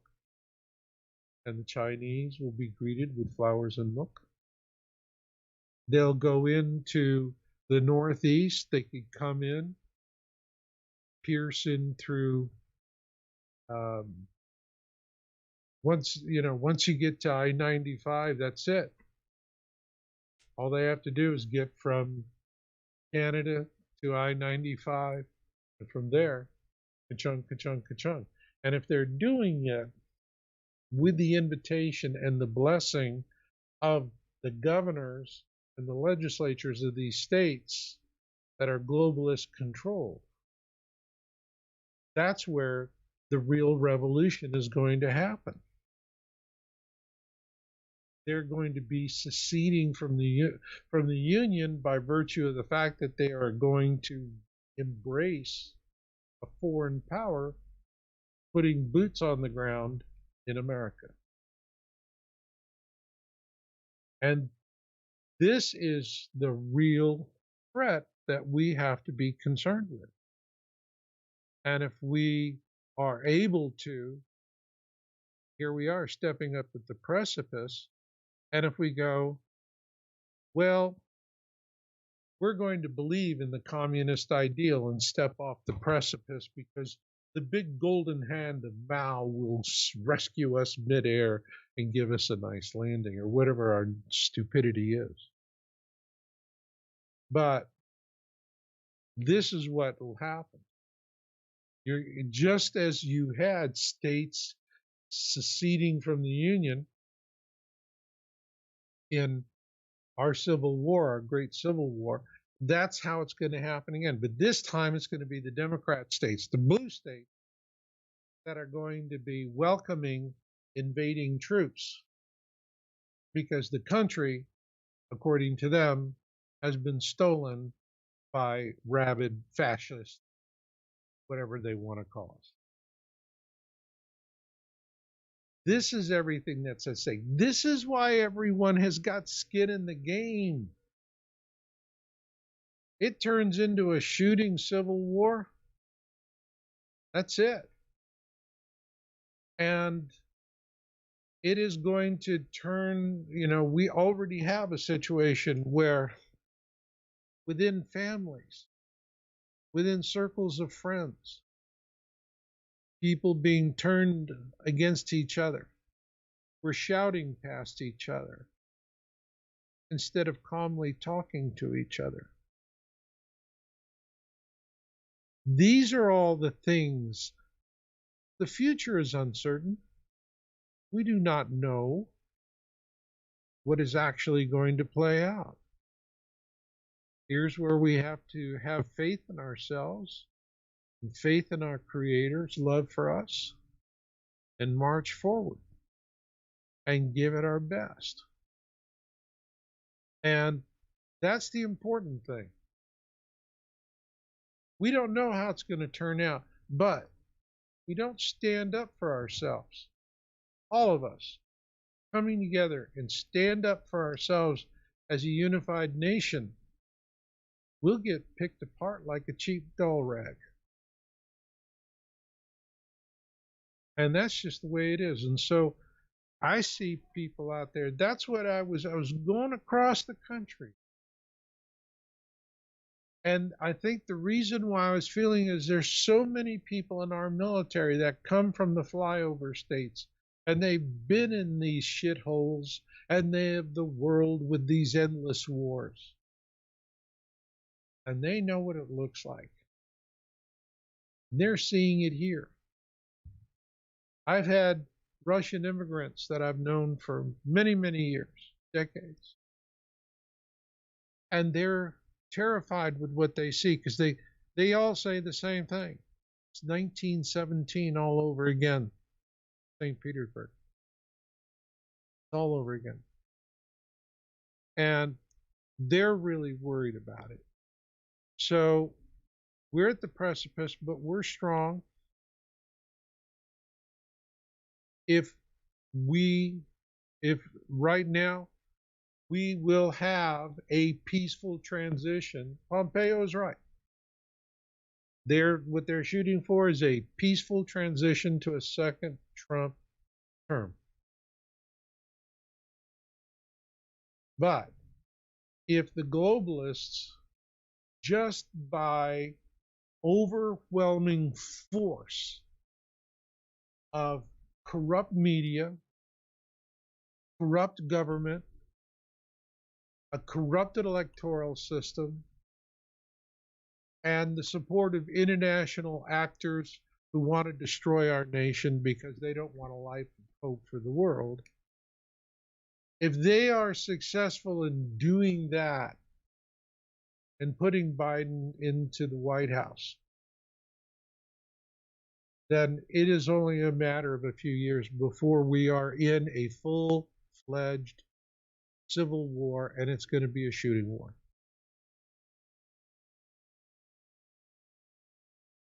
And that is something that I am very concerned about. But again, We've got to fight. Let me tell you this. I came to understand the globalist agenda and the plan back in about 2005, 2006. And those were a few of the most miserable years of my life because I could see that what they wanted to do was eugenics. They want to reduce 95% of the population. Now, call me old-fashioned, but I think people have a right to fight for their lives. That's what I want people to have. I want them to have a right to fight for their lives. And they don't want the people to have the right to fight for their lives. And what I saw back then was they had immense power and reach. And there was nothing really to oppose them. Nothing they couldn't easily brush aside. And it broke my heart. It broke my heart. Finally, it was after a few years of that, we were doing psychic research. We're working with very gifted psychics, and we would interview them, and it was a 3-person team. One was giving me cross-examination questions like a lawyer would do. What year was this, by the way, Marshall? I'm sorry. 2007, 2008. Oh, I see. Go ahead. And we were conducting this study, and I think it was in early 2008. And I was so depressed with this realization of what the globalists were doing, and I didn't see the opposition, that I can remember then just thinking, you know, if a bus hits me, I'm not going to beef about it. And there was this one psychic, and she was my best. I worked with several of them. What were best were women in about their 40s, in a solid marriage, good husbands are supportive of their gift. And her husband was from Iran and just absolutely adored her and was so supportive of her gift. They had a beautiful family together in Canada. And she was amazing because most psychics, if you're working with them, they would pull in, they have a handful of guides that they channel, work with, or just one. But she was like Ruth Buzzy from the old TV series, laughing, one ringy dingy, two ringy dingy. You never knew who she was going to bring in. And finally, I talked with her about it, and I was expressing the deep pain I was feeling over this. And she said, well, let me put it out there and see who answers. I figure, okay, let's do it. And next thing I know, she's channeling a guide by the name of Serapis Bey. And Serapis Bey was, in very ancient times, high priest in an Egyptian temple. And this very question that I was asking is his thing. All right, that's his thing. That's what he does. He likes to answer this question.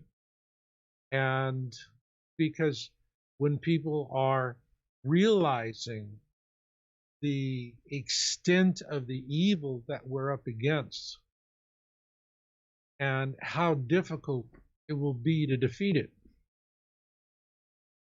And here's what Serapis Bey said. He said, Marshall, the Book of Humanity is a very large book, and most of it is yet to be written. And like all books, it has many chapters. This chapter is in its last few pages. And the elites own it. So there's no point in wasting your time and energy to get them to let go of what they have. It's theirs. This chapter is theirs. You'll never take it from them. But they know the next chapter is not theirs, it's yours. But you have to reach for it. It's just not going to be delivered Amazon Prime, so to speak. You got to reach for it. You got to work for it. You got to claim it. Do, then it'll be yours. Didn't say we had to win. How we win or total defeat. It was that we had to reach for it to do it. That's what heaven's waiting for. That's what God's waiting for us to do. Wake up and say, we just are not going to do this. We're going to resist. We're going to fight it. We're going to push back. And that's when things can turn, and that's when help comes.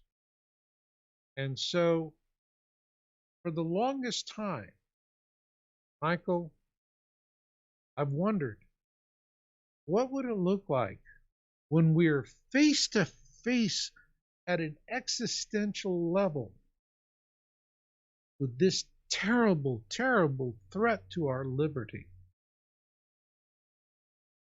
Will we reach out for our freedom? Because if we will, God will be with us. God can help us. God helps those who help themselves. Well, we're seeing it, Michael. People are starting to reach for it. They're self-organizing, and they're going out with the signs and the flags, and they're showing their support. They're organizing marches, flotillas, cars, the whole thing. We're reaching for it. And so that's the reason why I'm happy right now. On one hand, I see all the terrible possibilities. I see the horror and the ugliness and the evil of these people who want to destroy us in vast numbers. They only need 500 million slaves to wait on them. The rest is just, no, get rid of them. Get rid of them. Humans are, give them a little bit of wine and some Viagra, they work wonders, they'll reproduce. But we're beginning to reach for our freedom. And I see it. And this is what in 2008, Serapis Bey told me, that if we are to be free, if we are going to escape the yoke of slavery, it begins by reaching for it. We're reaching. I couldn't be a happier man right now. And I know it sounds it's got to sound odd, but I see the big plan. I see the cosmic plan from, 50 miles out in space. So you're positive then, in other words? Yeah. Everything's going to be all right in the next 4 months. Because it's not about the election. Right. It's not about all of the possible threats, and it's the people are awake. They are standing at the precipice, and their eyes are opening. This is what's called the Great Awakening. And it's really, really happening. And, the election day was really a day of mourning as far as I'm concerned.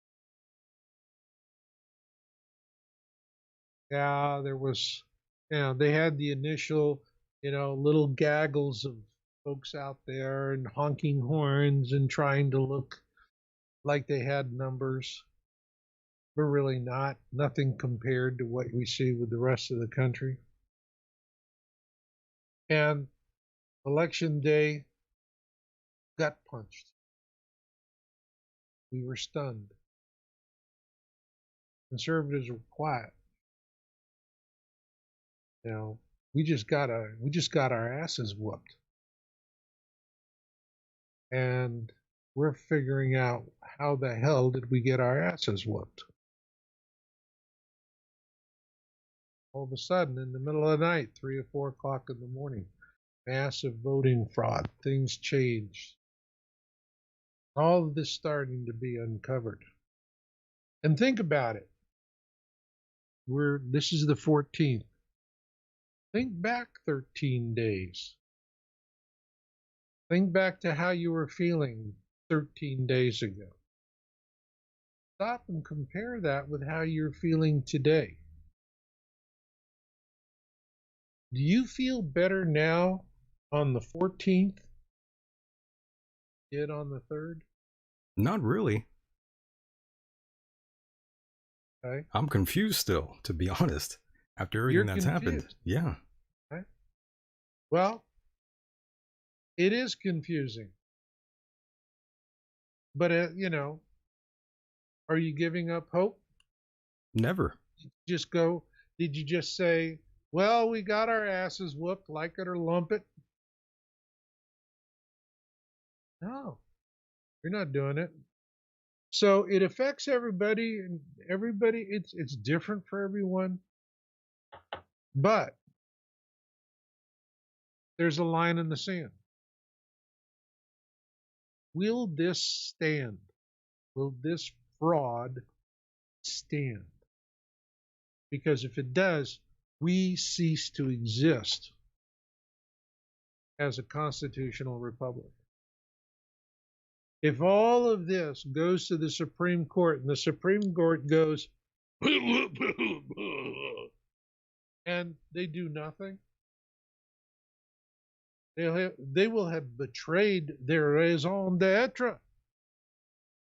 They are there to defend the Constitution, to protect the Constitution, making sure that we are a nation of laws. And if they countenance this theft, then they themselves are going to become irrelevant. And I cannot imagine them doing that. You should, listening to Supreme Court Justice Alito, I was listening to him give a presentation.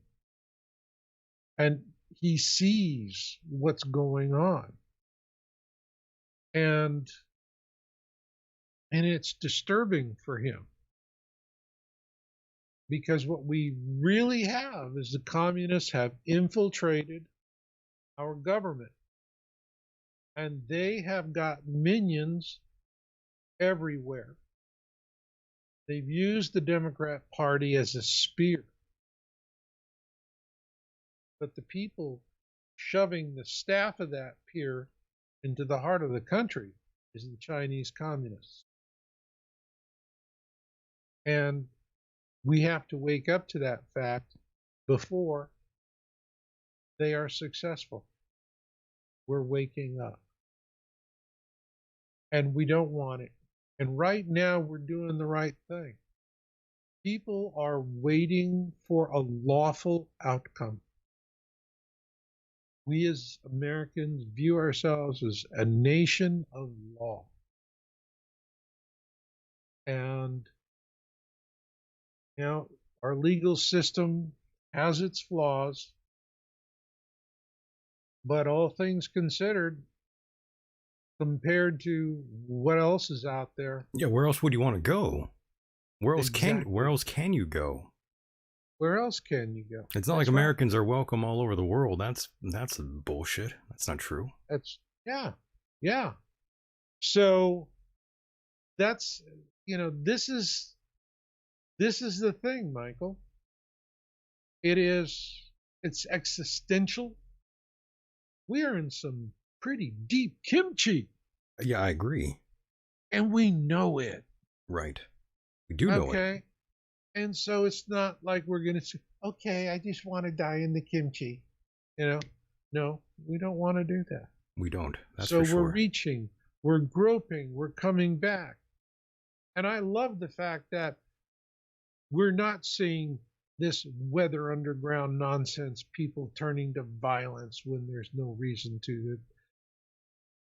No, Americans aren't doing that.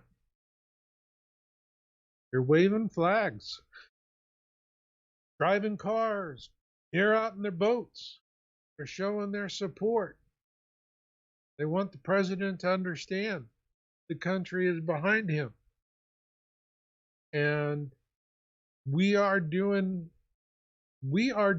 just fine. You know, it doesn't take 100% of the country to make a difference. It was a small percentage of colonials that actually fought the Revolutionary War. You know, it depends. I mean, some people would say it's as little as 15% of the colonists. Back then, they figured it in thirds. 1/3 were against the British, 1/3 were for the British, and the other third were in the nosebleed seats eating peanuts, waiting to see how the game would come out. But those 1/3, the patriots, the ones that went out and fought, they fought, it was because who they are, what they value. Freedom is something, it is the transcendent cause of our species. Some of our most glorious stories in history, Spartacus and how he fought against the Romans. Okay? And now there was the movie Spartacus with Kirk Douglas. It's a little bit of, it's a Hollywood version of it. It's a great film, too. It's a great film. It's worth sitting down with your family and watching Spartacus. All right? It's a great family film. It's something everybody should do. But we're going to be okay. Michael, we're going to be okay because of just one simple thing. Serapis Bey said, the next chapter is yours, but you got to reach for it. And what I see is we're reaching for that chapter. We're not going to let the elites steal it from us, because the only way the elites can steal it from us is if they figure out how to get us to sell our birthright for a bowl of lentils. And I think we're a little too smart to let them pull that on us. Not this time. So, yes, I see all the bad possibilities. I see the confusion. But I also see something magnificent. Yes, you're still optimistic, to say the very least. Yes. To say the very least. Oh, yes. And Marshall, we sort of didn't go over this part. You kind of said a lot in terms of COVID. We sort of didn't really get to finish that conversation here. We sort of glossed over it. But as you are well aware, there's been a bit of a race for a vaccine. And so far, we do have one in the works. And I do have some audio of one man who did try the vaccine, a volunteer rather. Do you want to hear the audio of that? Yes. All right, let's play that for you here, Marshall, and I'm sure everyone wants to listen to that. Side effects I had were, people may think this is funny, but it could only be described as a severe hangover, is basically the best way I could describe it as. The first shot. The second shot was just kind of a mild hangover, but the first one was a severe hangover. I had a headache. When I talked to my doctor, he goes, well, that could be placebo and a bunch of other stuff. He goes, what else? I go, my arm hurts. And it hurt for 2 or 3 days. And supposedly that is basically the telltale sign that you actually have an immune response occurring. And I knew when I had those side effects, I was like, this is not a placebo effect, because I expected to get the placebo. I went in expecting that. It's not like it's World War II and you can go join the army. So I'm limited to with my work, I'm very, very involved in coronavirus every day. I represent firefighters, so I mean they're on the front lines of this thing all the time. So I mean our major thing is protecting them because they're out there trying to keep other people safe, but they also need to be protected. And I figured if they're out there doing this on a daily basis, that I mean I could do a thing and go get a couple of shots that probably aren't going to do anything to me. And then second, I mean there's a selfish side to it. I mean if you get the vaccine, you don't get the placebo, you're in a whole lot better shape than people that don't have it. So I mean that of course plays into it. But I hopefully I just have a few months head start over everybody else, and this thing ends soon enough. My grandfather's one of his first memories is of the bells ringing when World War One ended, and I said this is kind of that in my mind. It was a horrific war, and horrible things happened, and people were just happy it was over with. And in my mind, this kind of brought. I felt the same way. I don't know if he did at that point. He was probably 3 years old, but I kind of felt it was something like that. Like, thank God. And that was his experience, by the way, for the Pfizer vaccine.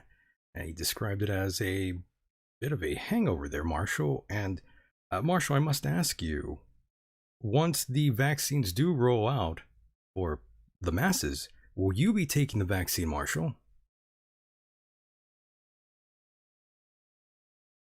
And did we drop out?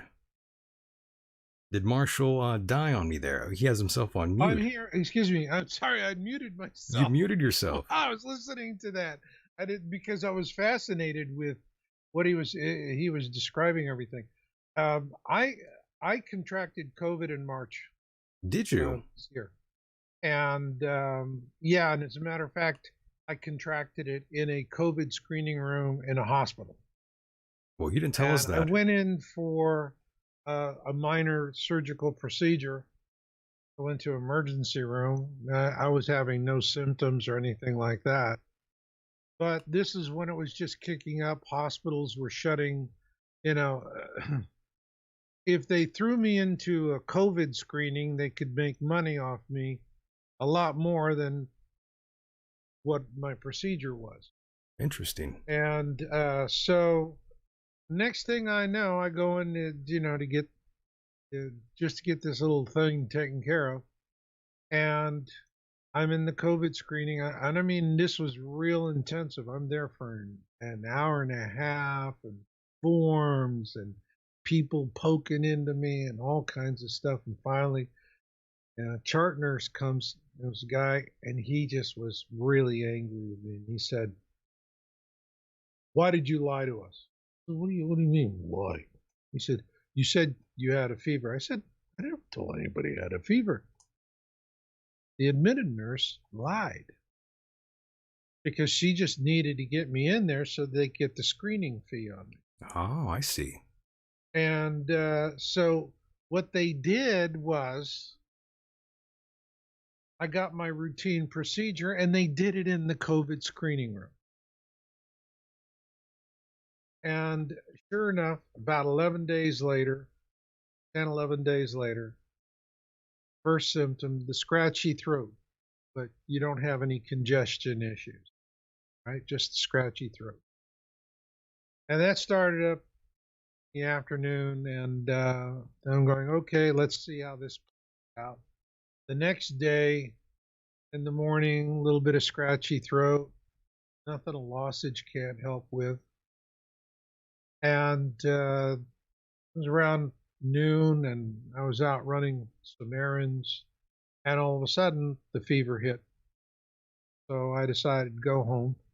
I didn't want to go back to the hospital because I knew that I had contracted something there, and I didn't want to let those yutzes get a second shot at me. Sure. I don't blame you. And so I went home and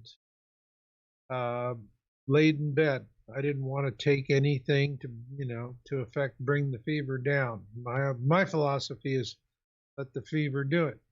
It's increasing the body temperature. That'll kill the virus. And so by about 6 o'clock, I was running 104 and soaking the sheets. Wow, I had no idea you were that sick, Marshall. I was that sick, and at that point, I was starting to wonder, man, I don't know, maybe I got to let these jokers take another whack at me. And Oh my. but what happened was the fever just broke like that. Lucky you. And once the fever broke, I was asymptomatic. So I have the antibodies. And for me, it's like ever since March, I have to wear this fakakata mask. I don't need to wear a mask. I'm immune. All right. Well, they say only for And 5 to 7 months, though, Marshall. pardon? They say the antibodies only last for about 5 to 7 months. You know, they didn't start saying that until Trump got it. But until, well, you do have a point there, yes. You know, so I hear all I hear all of the COVID reporting and the way that they go on about it. Yeah, I know you do, yes. All right. And You're on top of it. I'm on top of it. Oh, yeah.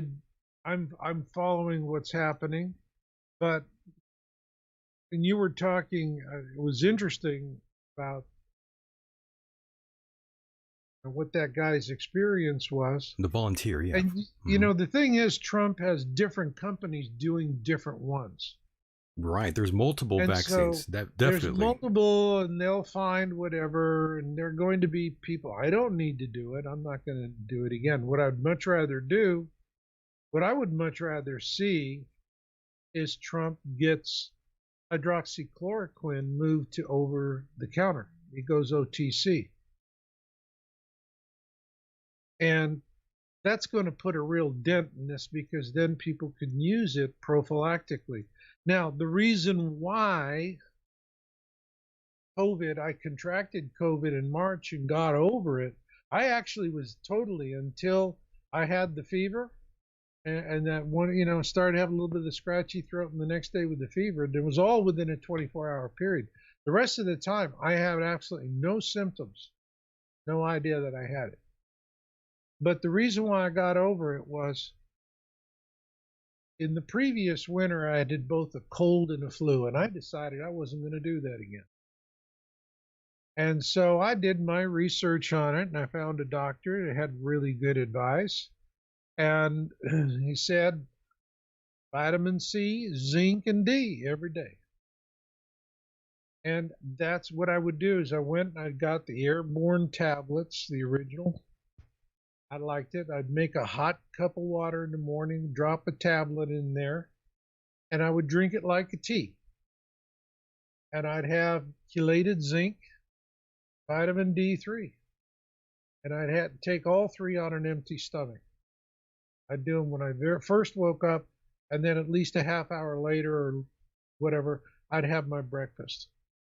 And I had begun doing that, all right, back in October of 2019. I started that regime, and I still do it now, okay? And I still take the same thing. Well, what are we finding out? Well, part of the treatment is vitamin C, zinc, and D3, okay? So I was taking what was necessary to bolster my immune system. Yeah, you were taking all that shit, no doubt. Yeah, and so it was able to do it. And this is what we really have to think about. You know, during the one of the things that really bothers me when I see these experts, and I even saw one, and this guy is talking about, and he's on one of the channels where the Patriots are listening to it, and he's going on about the new COVID-21 and this and that and all the super virus, and when they start talking about the 1918 Spanish flu pandemic, the global pandemic, terrible. It was terrible. Just people don't realize it.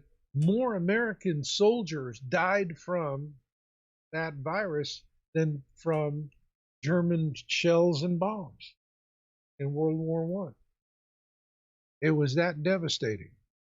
And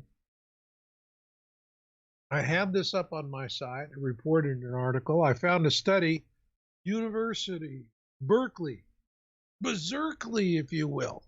Okay, there in Oakland, across the bay, and the University of California healthcare system in 1920 conducted a statistical study of the 1918 flu, and they were evaluating compliance masking. That's how they referred to it, compliance masking. And they had two cities they compared. One was Sacramento, California, and the other one was Boston, Massachusetts. Now, Stockton, California had compliance masking, and they were very strict about it. In Boston, no compliance masking. They didn't do it, didn't care to enforce it. The flu hit both towns. What do you think the end result was? Which one did better, the one with the masks or the one without? I would have to guess the one without. Is that what you're going to tell me? That's it. What happened was both Sacramento and Boston had the initial wave, same statistical profile, heavy death toll. Per capita, it was about 7%, 5 to 7% more in Sacramento than in Boston. But pretty close together, same exact profile, up and down. However, big difference came after that. Did you fall down, Marshall? First wave. Marshall, what happened? Did you fall down? Your audio went really low and then went high up again. Oh, I accidentally bumped into my microphone. Oh, okay. I thought, oh my God, did Marshall fall down? No, just having a senior microphone moment. I got worried. I was like, oh shit. But am I good now? You're good, my friend. Yes, go ahead. Good. All right. So here's how it came out. After the first wave, Sacramento had two subsequent but smaller waves with significant loss of life. Boston, Massachusetts, where there was no masking, only had the first wave, and after that, it went down and stayed very low. And so overall, per capita, where compliance masking was enforced, the death toll was at least a third to a half again more than where people were not wearing masks. And what the University of California healthcare system determined in 1920, and this is in their report, and you can read it in the article, as they said, masking blocks the development of herd immunity. The reason why you had the subsequent waves in Sacramento and you didn't have the subsequent waves in Boston was in Boston, there was nothing to interfere with natural herd immunity. This is how we deal with bugs. But when we interrupt that herd immunity process, viruses will mutate over time. And the masking makes us more vulnerable to subsequent iterations of the virus as it mutates. And that's what causes the other two waves. And that's the reason why they had the death toll in Stockton. And that's the issue I have right there, what you just said. The vaccine, this is pretty much going to be similar to the flu vaccine. Every few months, you're going to be required to take the vaccine again, Marshall. Because there is evidence, and it's recorded already. It's on file. People have been affected more than once by COVID already. Meaning they've contracted it twice.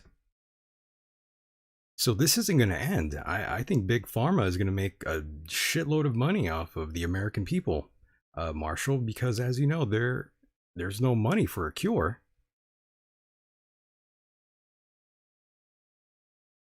It's a bioengineered virus. Therapeutics are the way to. I mean, what does Trump always say? He says the therapeutics are more important to him than anything else, right? If you have something that can fight it and kill it and knock it out, all right, there you go.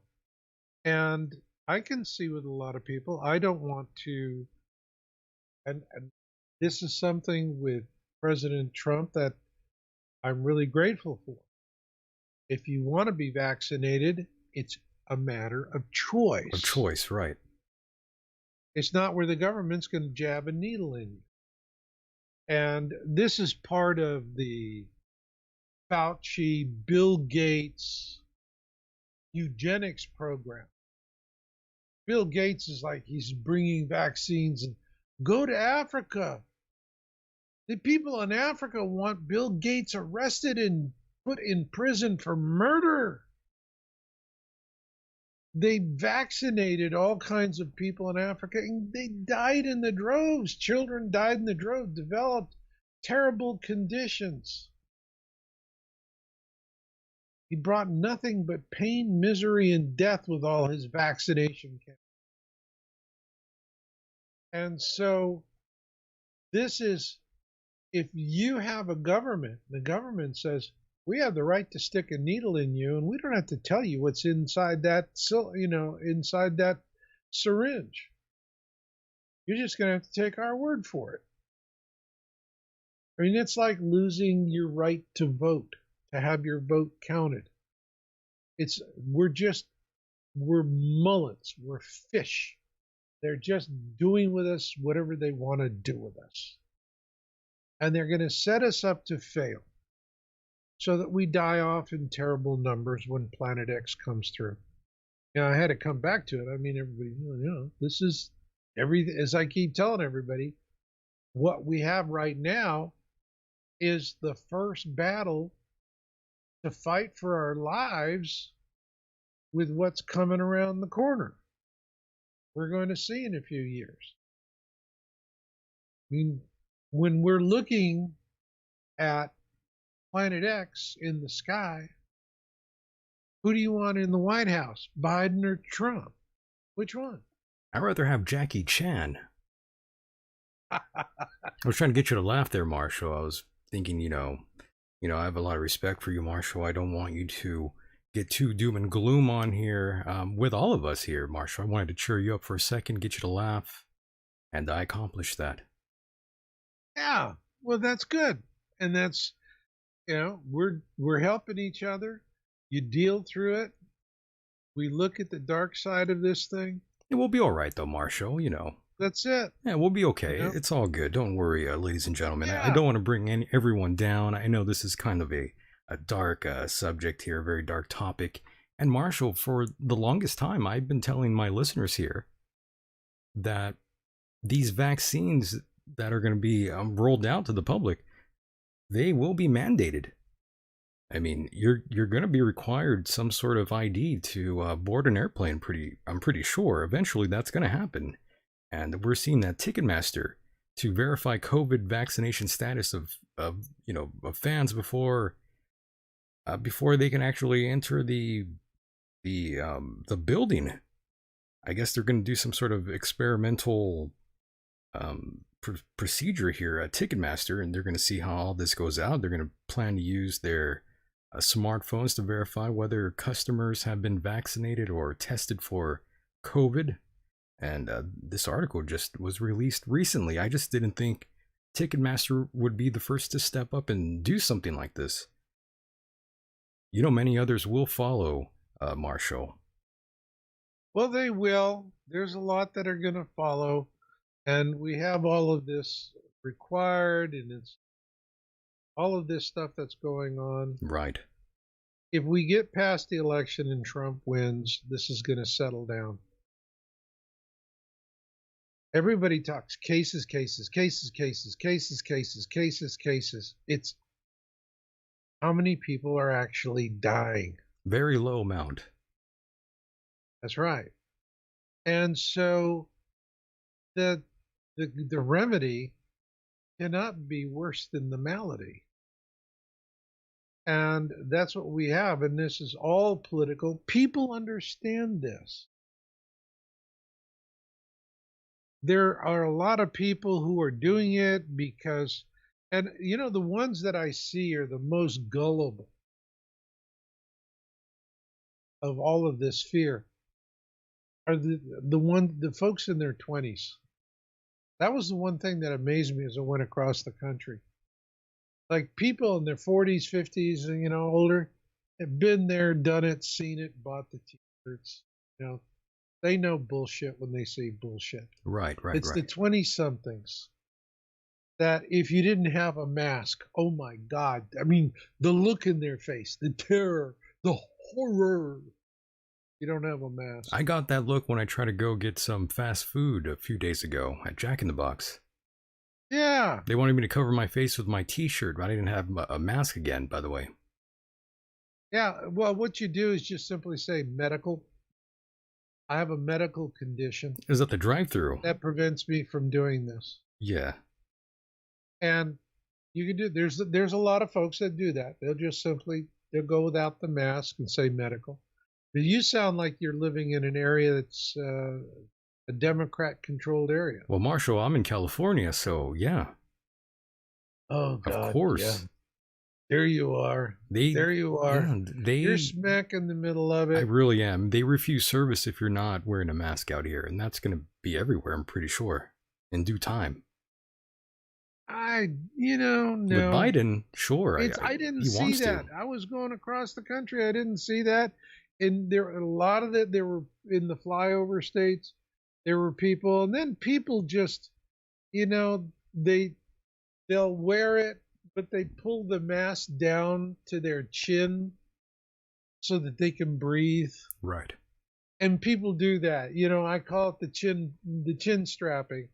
They bring it down like a Mountie. That's a good name, and, yes. They just drag it down.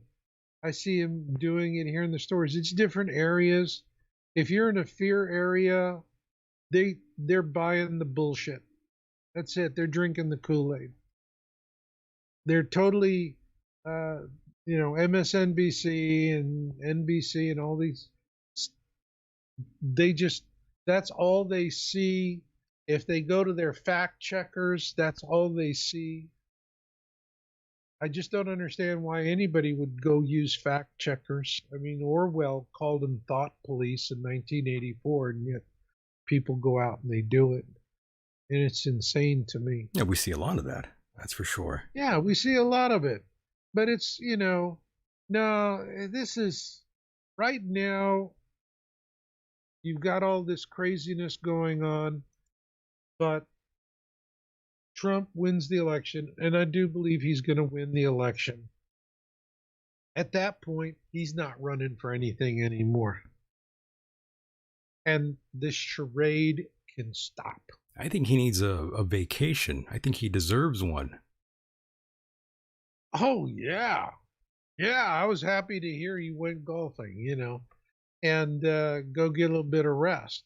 I don't think he needs any of this. But this noise. I don't think, I don't think he's the kind of guy that he's a force of nature. I don't think he's going to want to take a vacation. Yeah, I think you're once right. this election, you're right about that. This election theft is over.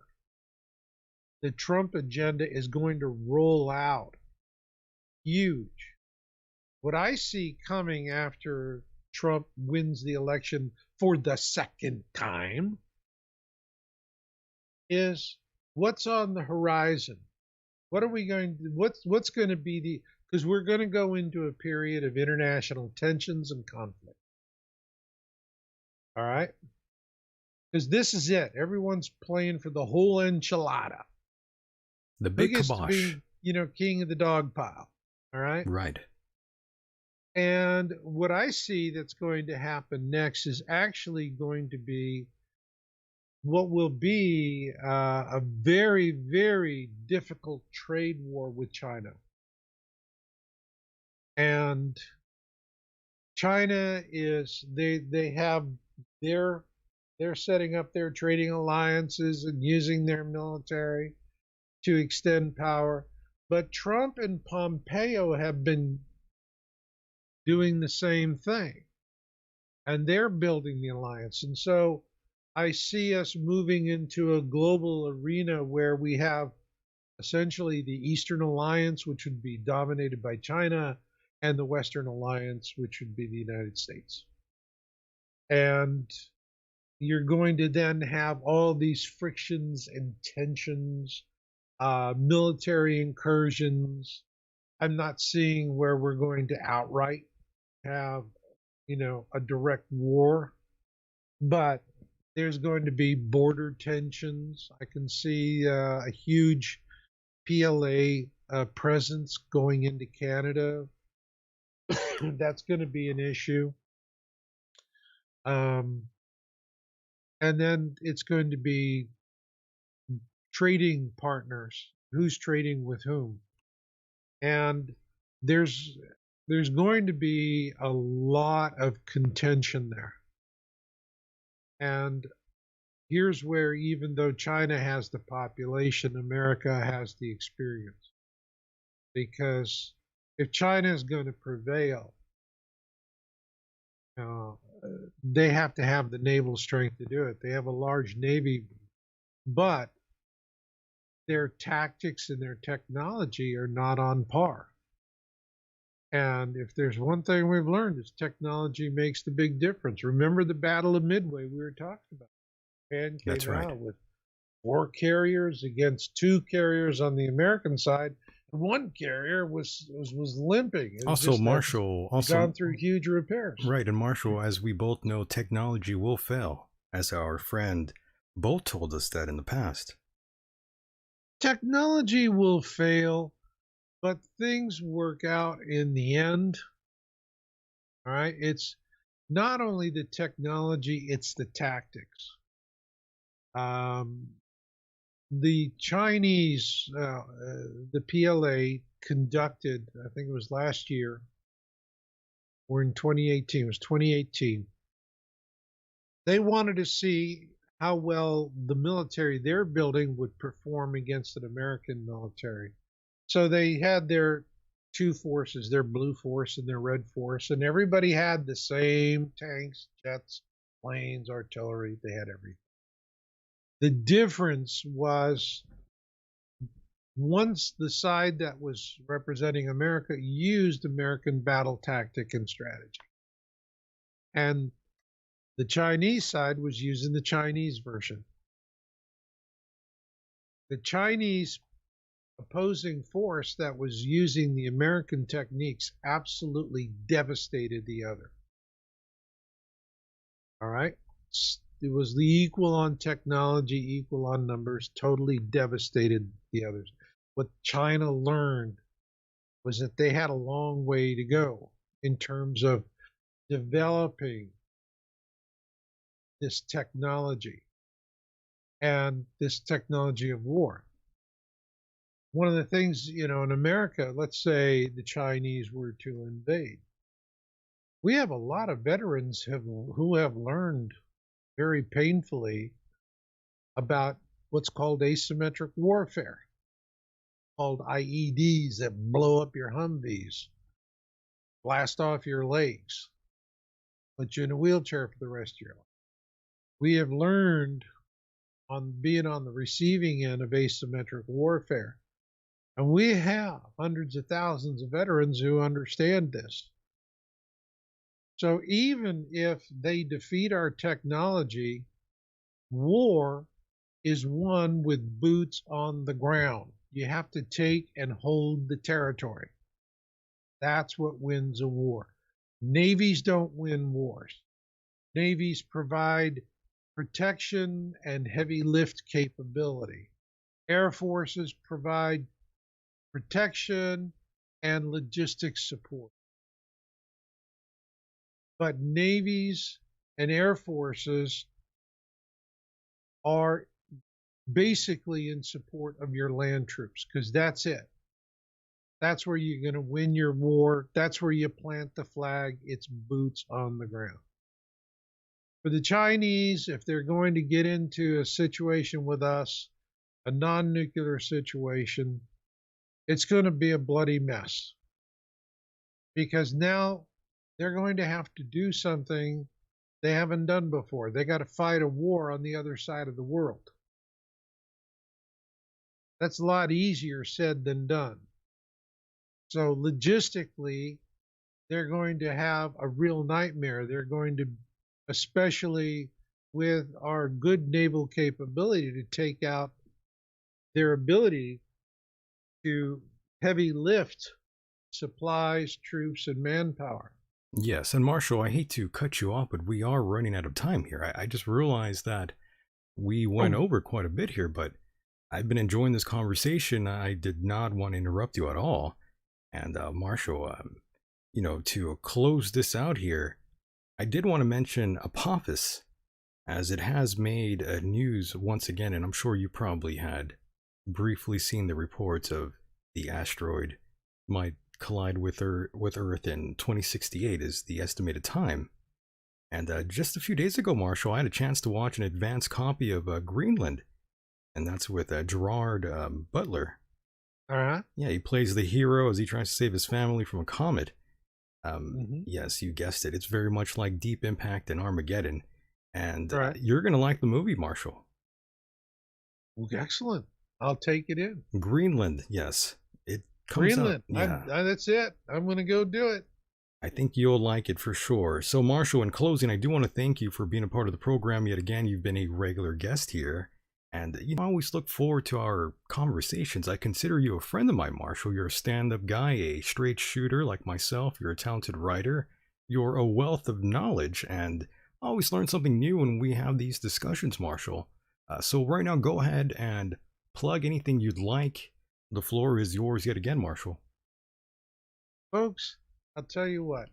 These are difficult times, and the Kolbrin Bible actually tells about the Planet X flyby, and there's another book, Planet X and the Kolbrin Bible Connection, but it's KOLBRIN.com, KOLBRIN.com. Consider that for this winter. I call it the Bunker Book. It's really wonderful. The ancients will reach out to you and it'll give you a phenomenal perspective. But most of all, have faith, folks. We are reaching, the next chapter is ours, and we're reaching for it. We're going to be okay. Very nice. Once again, thank you so much for being a part of the program. You can find Marshall's work at yowusa.com and pick up a copy of any of his books. They are all fantastic. A true page turner, to say the very least. Marshall, once again, loved having you here. We'll do this again soon. Oh, I look forward to it, my friend. You got it, my friend. Take care and see you on the other side. You got it. Mahalo.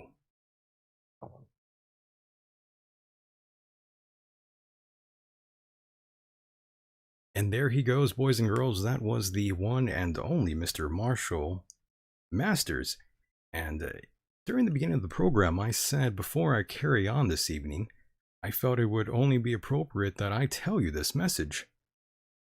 For those of you who listened to the episode with Linda Emanuel, she had talked to us about 5G hotspots and what cities would be the most affected by the towers. And of course, she gave us very specific dates, and strangely enough, one of those dates ironically happened to be the date she died. She had told us, I believe, on September 15th, we would all be dead, essentially. And she passed exactly on September 15th, I believe. Her real name was Linda Manuel.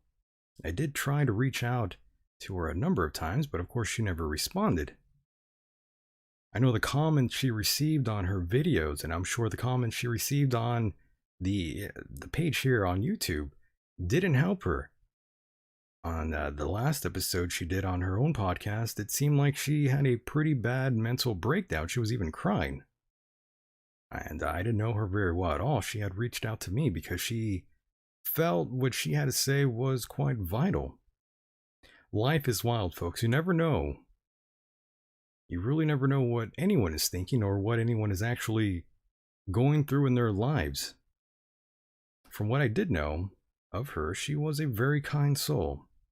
She was very caring. She had a son. She was looking after her child. I guess a special child. I'm sure he's probably devastated right now. So my heart goes out to their entire family.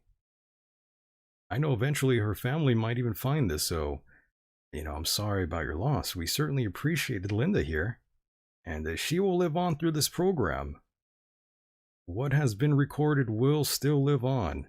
Linda will still live on. The audio will be played again years from now. I know so. I get asked about old shows all the time. I get questions in regards to old episodes I've done. All down through time. In a sense, we will live through the airwaves, all of us here. Those of you who do call in, your voice will be recorded, and we will live through the airwaves, no doubt. Now, tonight was fun, and I do appreciate all of you for being here with me. It's been a very nice time, and you know what that means. It's time to play some Kenneth Copeland here. The media said Joe Biden's president. Ha ha ha ha ha ha ha ha ha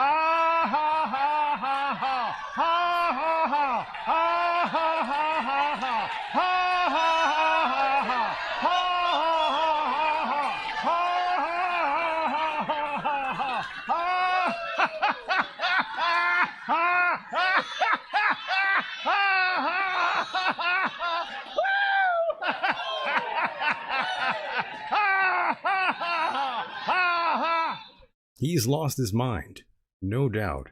Once again, I do want to thank all of you out there for being a part of the program. It's been a great time. Stay safe, everyone, no matter where you are on this island Earth. I'm Michael Deacon, and with that said, the world is a mysterious place, and life itself is a mystery. Until next time, mahalo.